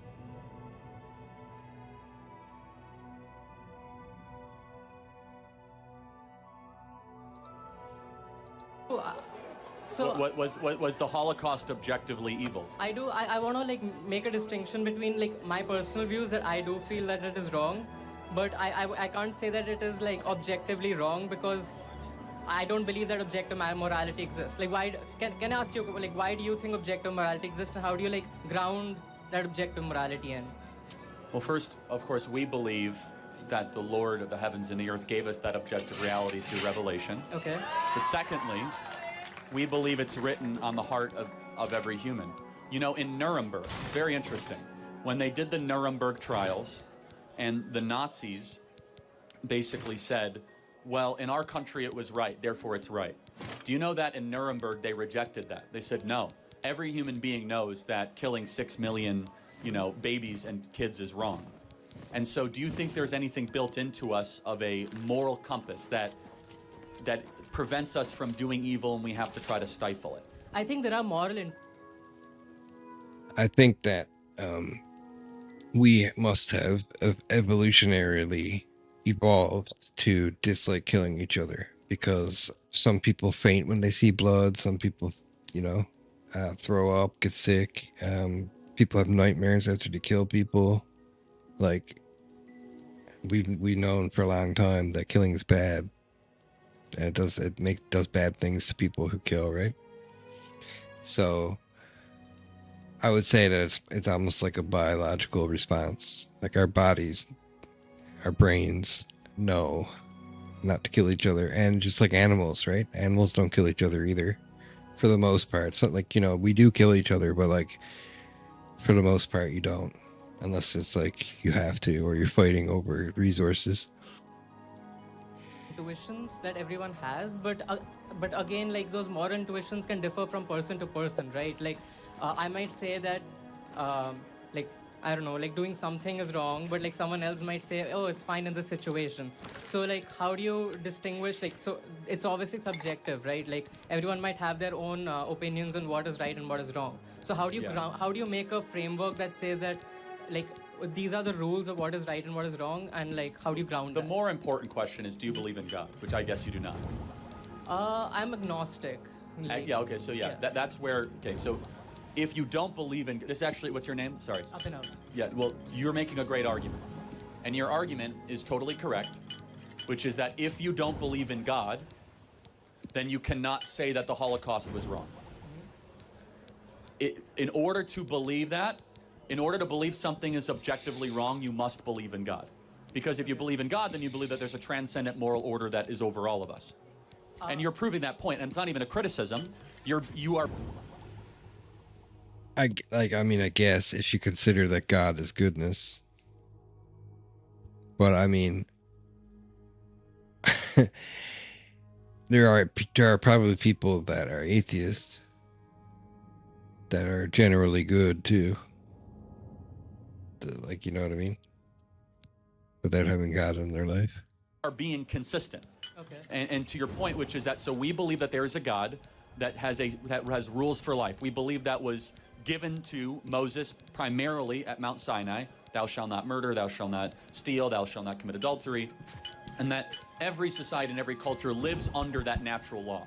And so, but it's very interesting that if we get away from the idea of a belief in God and the transcendent, you can see how dangerous that is for society, right? I wouldn't say it's dangerous because it really depends on what the morals the society adopts and like what their constitution is, what their values. Okay, when you're talking about morals, that's different because our morals are derived from religion.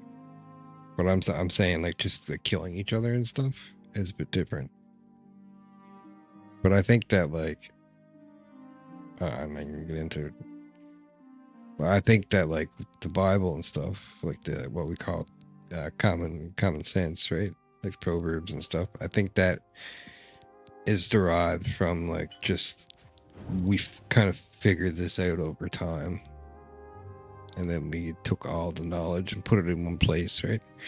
Or one guy took all the knowledge and put it in one place and wrote it down for everybody.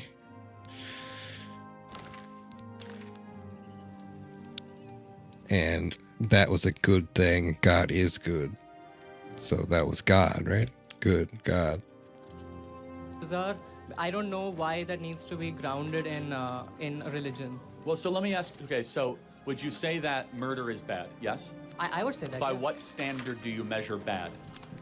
I would say that like it's based on my environment, how I was raised, like what my cultural beliefs are, like how everyone else like morality has influenced my morality. So it's like I believe that it's like, for example, like I think you brought this up in some other debate that like some tribes might like are okay with child sacrifice or cannibalism or things like that, right?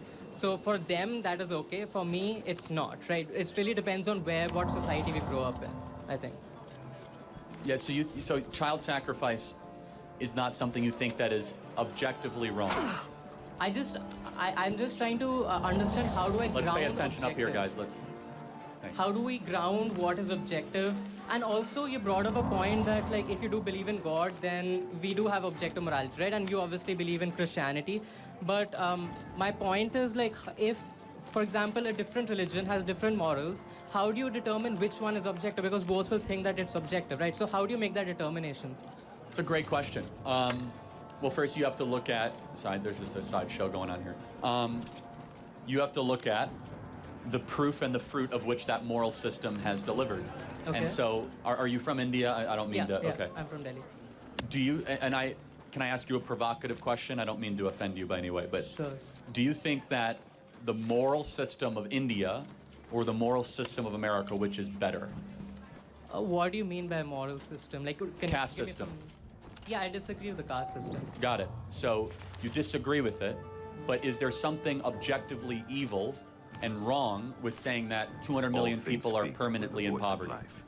Again, I want to ask you like how do we ground objectivity? Like what, like for example, we like for scientific theories, like we can like conduct experiments and say okay, it's objectively true. But like for morality, like it depends person. Like for example, people living in India at that time, for them it might have been okay, right? So like, how do we ground the objectivity? Like you have to believe in God. You have to believe in a power, more specifically, a monotheistic one. Okay, why is that? Well, because if you have many gods, polytheism, you have many moralities. And if one God, one morality. So that's why ethical monotheism founded America. And so, of course, it's a faith. Disagree with that because each god could represent a different part of the entire thing, right? But just like we have God, we have angels, and we have God, and we have the devil, and they all represent different things. Claim in some ways, but we can use science also to get us pretty close to believing in God, from space-time and matter, from the teleological argument for God, for how all the fine-tuning of our universe exists. But then in order, once you believe in a God, then you can then say there's an objective morality. If you don't believe in God, your position is correct. It's all just context. I do disagree with one What thing business that like do you because have with Meridia, there are Lady multiple of religions, there Infinite are multiple. Energies? Shrine of The Meridia? spark of life is within you, and you are welcome here at Meridia's shrine. It is possible she will speak to you under certain conditions. Leave an offering at this shrine. Meridia demands tribute in the form of the remains of her enemies, the undead. What we do is perfectly legal. Others have no right. I'll be here.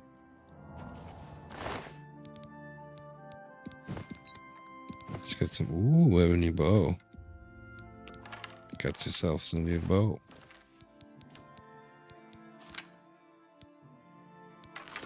Wait, what did I just see here?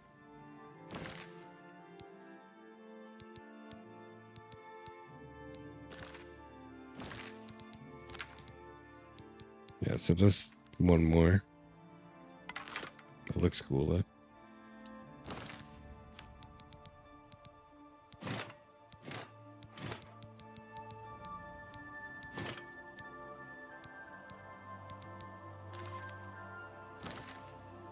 Monotheistic religions. So how do you determine which monotheistic religion is true? So, well, why is mine true? Because because the resurrection is the most documented, followed, and proven fact of history. Of all the different things, is that the resurrection of Jesus Christ is by far the most compelling event in human history besides the creation of the world. Is that we know Jesus existed, we know that he was killed, we have extra biblical sources that prove it, from Josephus, from the Talmud, to the historians of the day. And there are so many facts surrounding the resurrection that cannot be explained other than that Jesus actually rose from the dead. From YU's female witnesses, we know that he was in the tomb of Joseph of Arimathea. We know that the tomb was empty. Where did Jesus' body go? For example, if you wanted to disprove Christianity, why didn't they just march through the streets with Jesus' corpse and say, nope, actually he is not risen from the dead. Here he is right now. From all these different elements, we stake all of our chips as Christians into the resurrection of Jesus Christ. Amongst many other things, that the Bible is materially true every time that we do an archaeological discovery in the Middle East. The more that we discover, the more that we search in the Middle East, the more we find out that the Bible is true. Okay, so your belief is basically based on the truth value of Christianity, basically, right? And like the fact that like you believe that your religion is true, and therefore that's where you derive your morality from, right? Partially, yes, but even before that, you don't have to believe in the resurrection to believe in God. Okay. You can believe in God and not believe in the resurrection. So but you asked me why I believe in Christianity. So, for example, there are a lot of arguments, for example, the cosmological argument or teleological argument that you mentioned, which do not really do not refer to like a particular god, right? It just refers to God in general. Correct. So how do you derive morality from just the existence of God without associating it with a particular religion? Yeah, so that's a great question. So you can use reason that if there is a God, then God would want us to live a certain way. And which way is best, which way is most efficacious. This is not my argument for it, but this would be a more deistic morality that some of the founding fathers had, that if there is a God, well then he probably wouldn't want us to screw up this place too much. He wouldn't want us to hurt each other, right? You can use your reason to get to that. Does that make sense? Yeah. And it's not a perfect fit. The Christian answer is a far better one, right? And a lot of what we consider to be correct moral thinking is rooted from a belief in objective morality. That's fine, but like then you would have to contend with things like the problem of evil, right? Because your stained fingers attest to your diligence in mixing potions and learning their secrets. You are now master of alchemy. You can now create potions from a single ingredient and can sustain them even more. You can sustain even more simultaneous potion effects.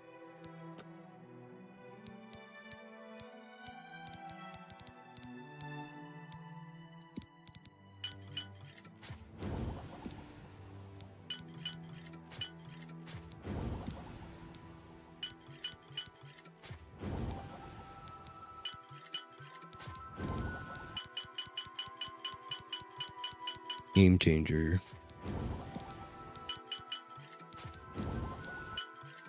That would be like a problem, right? Because like, for example, the Christian theistic, like the God is like all good, right? But yes, but sorry to interrupt, but atheists have a problem of evil too.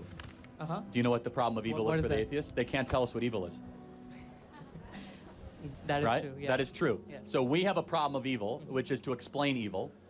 We struggle with that. Atheists have a problem with evil, which is they can't tell us what is evil or good. But that's because they don't believe in objective. Exactly. So, but that's a bigger problem. So they can't even use the problem of evil against us because what definition do they consider something evil? They can use a problem with suffering because suffering is objectively measured, right? Pain or struggle.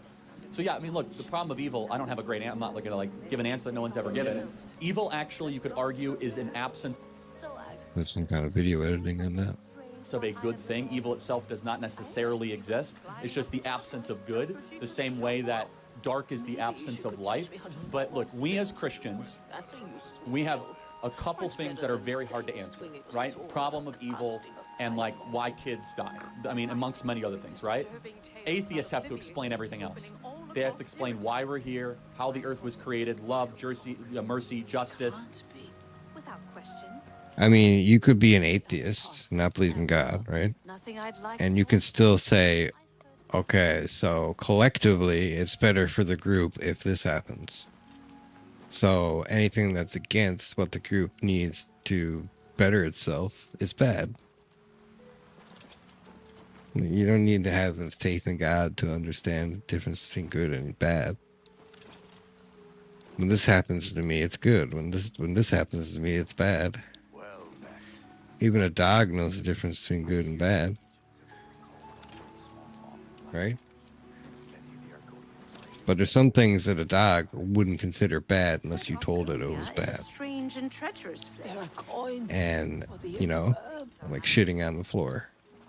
A dog doesn't know shitting on the floor is bad until you tell it shitting on the floor is bad. A human doesn't know shitting on the floor is bad until you tell it shitting on the floor is bad. But you don't know. You would probably figure out that shitting on the floor is bad. You don't need someone to tell you shitting on the floor is bad. Some people need people to tell them shitting on the floor is bad because they don't have reason and logic. Now, you could make the argument that nobody would have reason and logic unless they learned what common sense was and stuff like that. And that's a pretty good argument. But I would say that, can an atheist say what evil is? Well, evil is whatever is bad, is detrimental to the collective group and even the individual. So anything that's detrimental to the health or the well-being or of life in general is evil. And usually not accidentally. It has to be on purpose. But accidents do happen.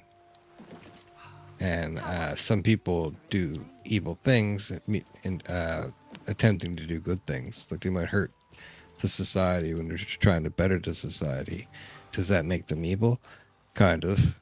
But really it's the intention, right? So the intention is what matters. So intention is what causes it to be malicious.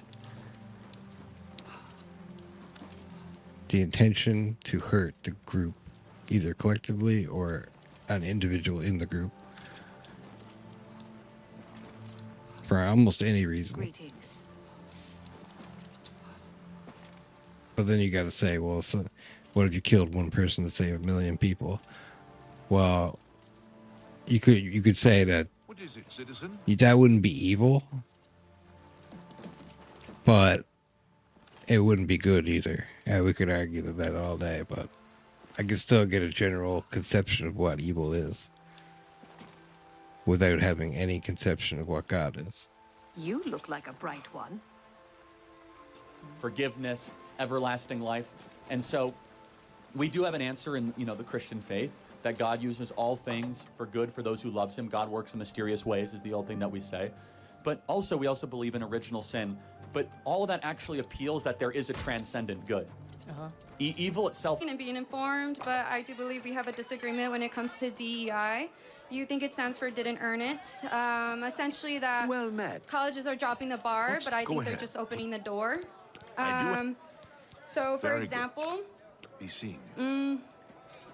A recent Harvard analysis by Top Economics found that students from the wealthiest 1% of families are 13 times more likely to score in the 1300 plus range for the SAT than students from the poorest families.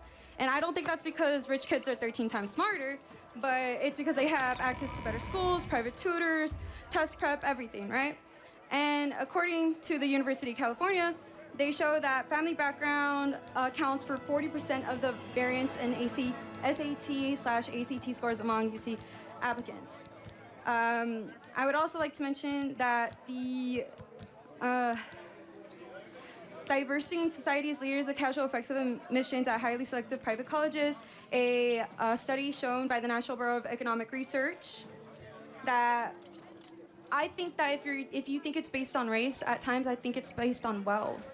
So legacy applicants, children of donors, and recruited athletes were significantly more likely to be admitted than other students with the same academic credentials. So she completely misunderstands the whole thing. So the problem is, well, I think what the problem is that people are getting into college because of the race, right? And you're giving different standards to different people, which means different people are going to have different incomes. And one race is going to be better trained than another race. And not only that, it's racist to the people who has to do the harder tests and get less jobs and stuff, right? You need to be that colorblind.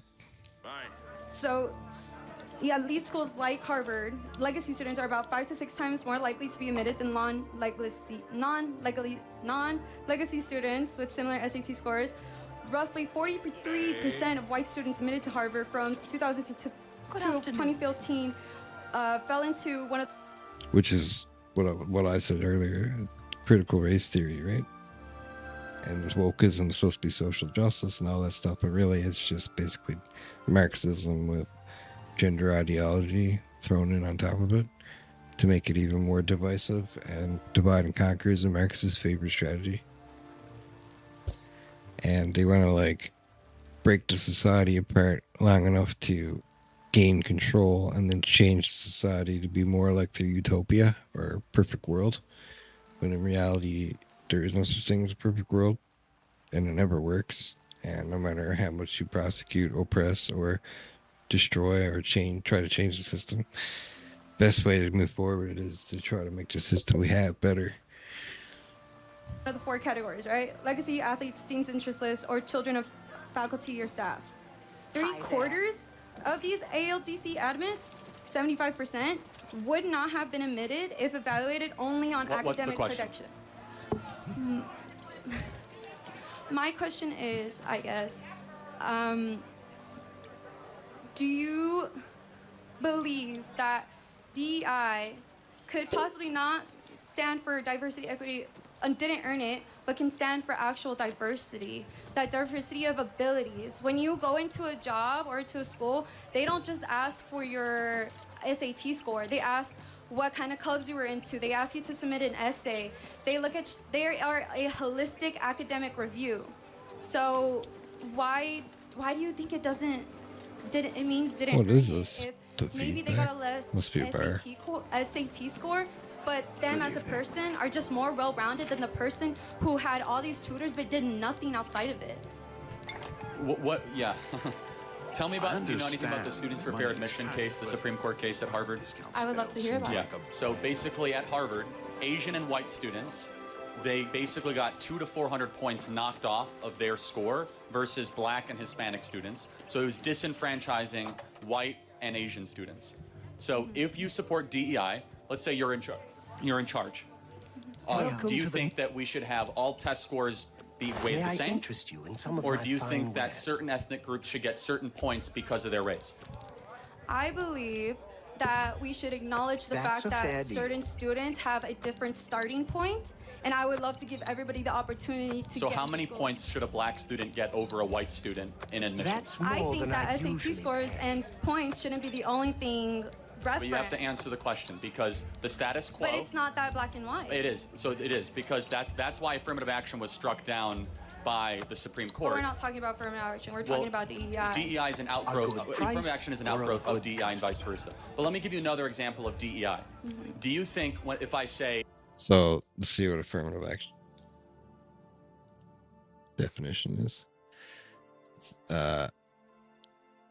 also sometimes called reservations, alternative access, positive discrimination, or positive action in various countries' laws and policies, refers to a set of policies and practice within a government or an organization seeking to address systemic discrimination.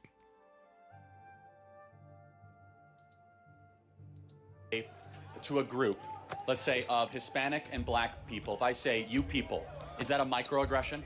Say that again. I'm so sorry. If I was talking to a group of Hispanic or black people and I happen to say you people, is that a microaggression?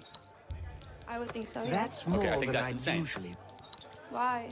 Because it's not a microaggression or racism to call any group of people you people. That's DEI in practice. So you guys might know about the group of clowns in the circus group of the Dean on F America thing. They fell apart in 1 week because one black woman called Dean and Parker racist because they were associated with a woman who called a group of black women you people, and they said you did not recognize microaggression. That's DEI in practice, where you could lose your That's entire a good job deal. and your career That seems for a one fair misstatement. And you just showed it to me.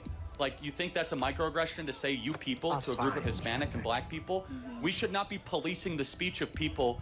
Instead, we should be caring about one thing, and that's merit and merit only when we put together our institution. But if you base it on meritocracy, like I said, you're initially bringing in wealthy people who have these tutors but aren't well-rounded. That doesn't mean anything. Yes, the degree of how good your parents are matter. Yes. Well, that's why we have sponsorships, and we probably do need to be better about bringing in smart people that deserve to be like in good paying jobs that are hard to do because they're smart. But that's a different question, and DEI is not the answer to that question. Sadly. You got a great deal there. If you have good parents, you get something that people with bad parents don't get. That's Okay, applicable but- beyond college. But with the people who score higher, let's say they didn't do anything, they That's a are good less lead. likely to be able to take on challenges than the Doesn't people matter. who. Why wouldn't it matter? Because Wouldn't, as an inherently, employer, you are penalizing those with good parents. The only way you can make this work. You're not penalizing Yes, you are. them. No, you are you're not excluding Not them. true. It is the only way we see this. In order to elevate equity, you must compromise price excellence, for a and that's fine good if that's your position. Because there's only You so got a many great spots. There's only deal. so many places, and if you have a lot of qualified people and you want to try to get not as qualified people, you have to prevent the qualified people and elevate the unqualified people. That's what the Students for Fair fine Admissions case showed us. you're thinking that DEI is versus excellence. I think DEI is for excellence. Got it. If Show you me look- one institution that got better the more it embraced DEI. one institution that got better that embraced DEI. That got smarter, more competitive, leaner, more productive, and that was better than it was 10 years ago. Are our airports more efficient? Are we landing planes better? Are our airlines better? Is our government better? Is our schools better? Is our That's a good universities deal. better? Show me one example. Is our public health authorities better? Show me one institution that's embraced DEI that has become better, more excellent than it was 20 years ago. It doesn't exist. DEI will destroy an institution from within. Let me ask you another question. When COVID happened, they removed the SAT scores, yet the graduation rates for Harvard were still the same. Do you think that because of, with that being said, since ACT wasn't even considered, schools are accepting people with the potential to succeed? Because once you get in, you're still going off the same merit as everybody else. A lot of people drop out that are, the problem with Harvard is that they now have professors, the ton of them that are saying they have to retake courses and remedial courses because these kids should never be here in the first place. And they happen to be a lot of black and Hispanic kids that were let in strictly because of the color of their skin. I guess my question is, do you care about quality the goods racial for sale makeup of a here. college? What can I The interest racial you makeup of a college. Like if a college was all white or all Asian, would that bother you?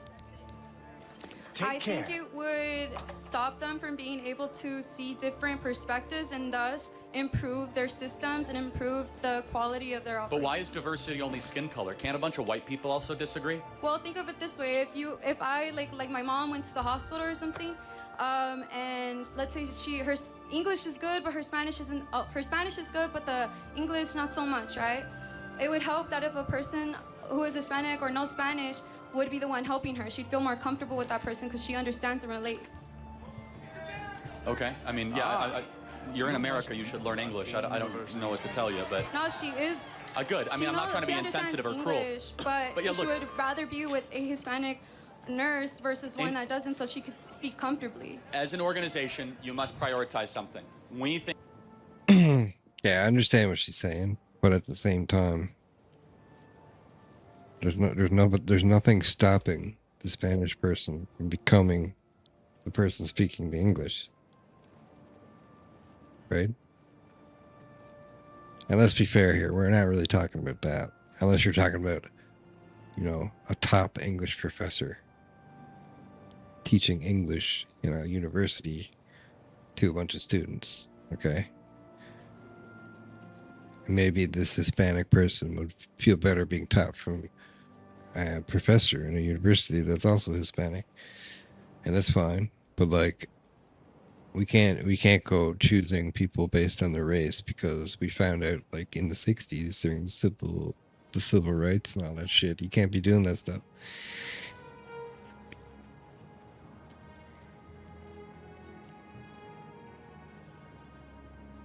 It's racist to choose people based on the color of their skin. It's just simple as that. And if there's groups of people that are poorer than other groups of people, like there's white people that are poor and they deserve a chance in university as well, or whatever, then maybe we should just get rid of a lot of the red tape that it takes to get to, like, it's okay to have red tape when you're talking about someone flying a plane, or a university professor teaching people stuff, or like, you know, something that you have to have like a high degree of accuracy. But at the same time, like, people should be able to go out and get a job without having to spend $20,000 on an education too. So there needs to be a middle ground, and there needs to be like I said, the scholarships and stuff need to be probably more accessible to some of these people. I think that excellence should be we must have an uncompromising pursuit and commitment to excellence, and not equity. And we believe the more that we embrace these mediocre, this kind of culture of mediocrity, excellence will slip. And again, I could go through, at the core, DEI wants a lot of things, including racial quotas. We don't believe in racial quotas. Our best institutions would fall apart with racial quotas. We want excellence quotas, and the best and the ones that earned it to be able to get in those positions. Thank you for your good faith conversation. It's not just quotas either, because there's Canadian DEI people that are arguing that it's the quotas for the racist part, but it's not. It's the choosing people based on their race part. I think that's going to be it for me today, guys. That was a good stream. I enjoyed it. We'll save this debate for another time, where we'll probably do a different debate or something. I know you're busy. But thanks for watching. I appreciate it. I'll see you guys tomorrow. Peace.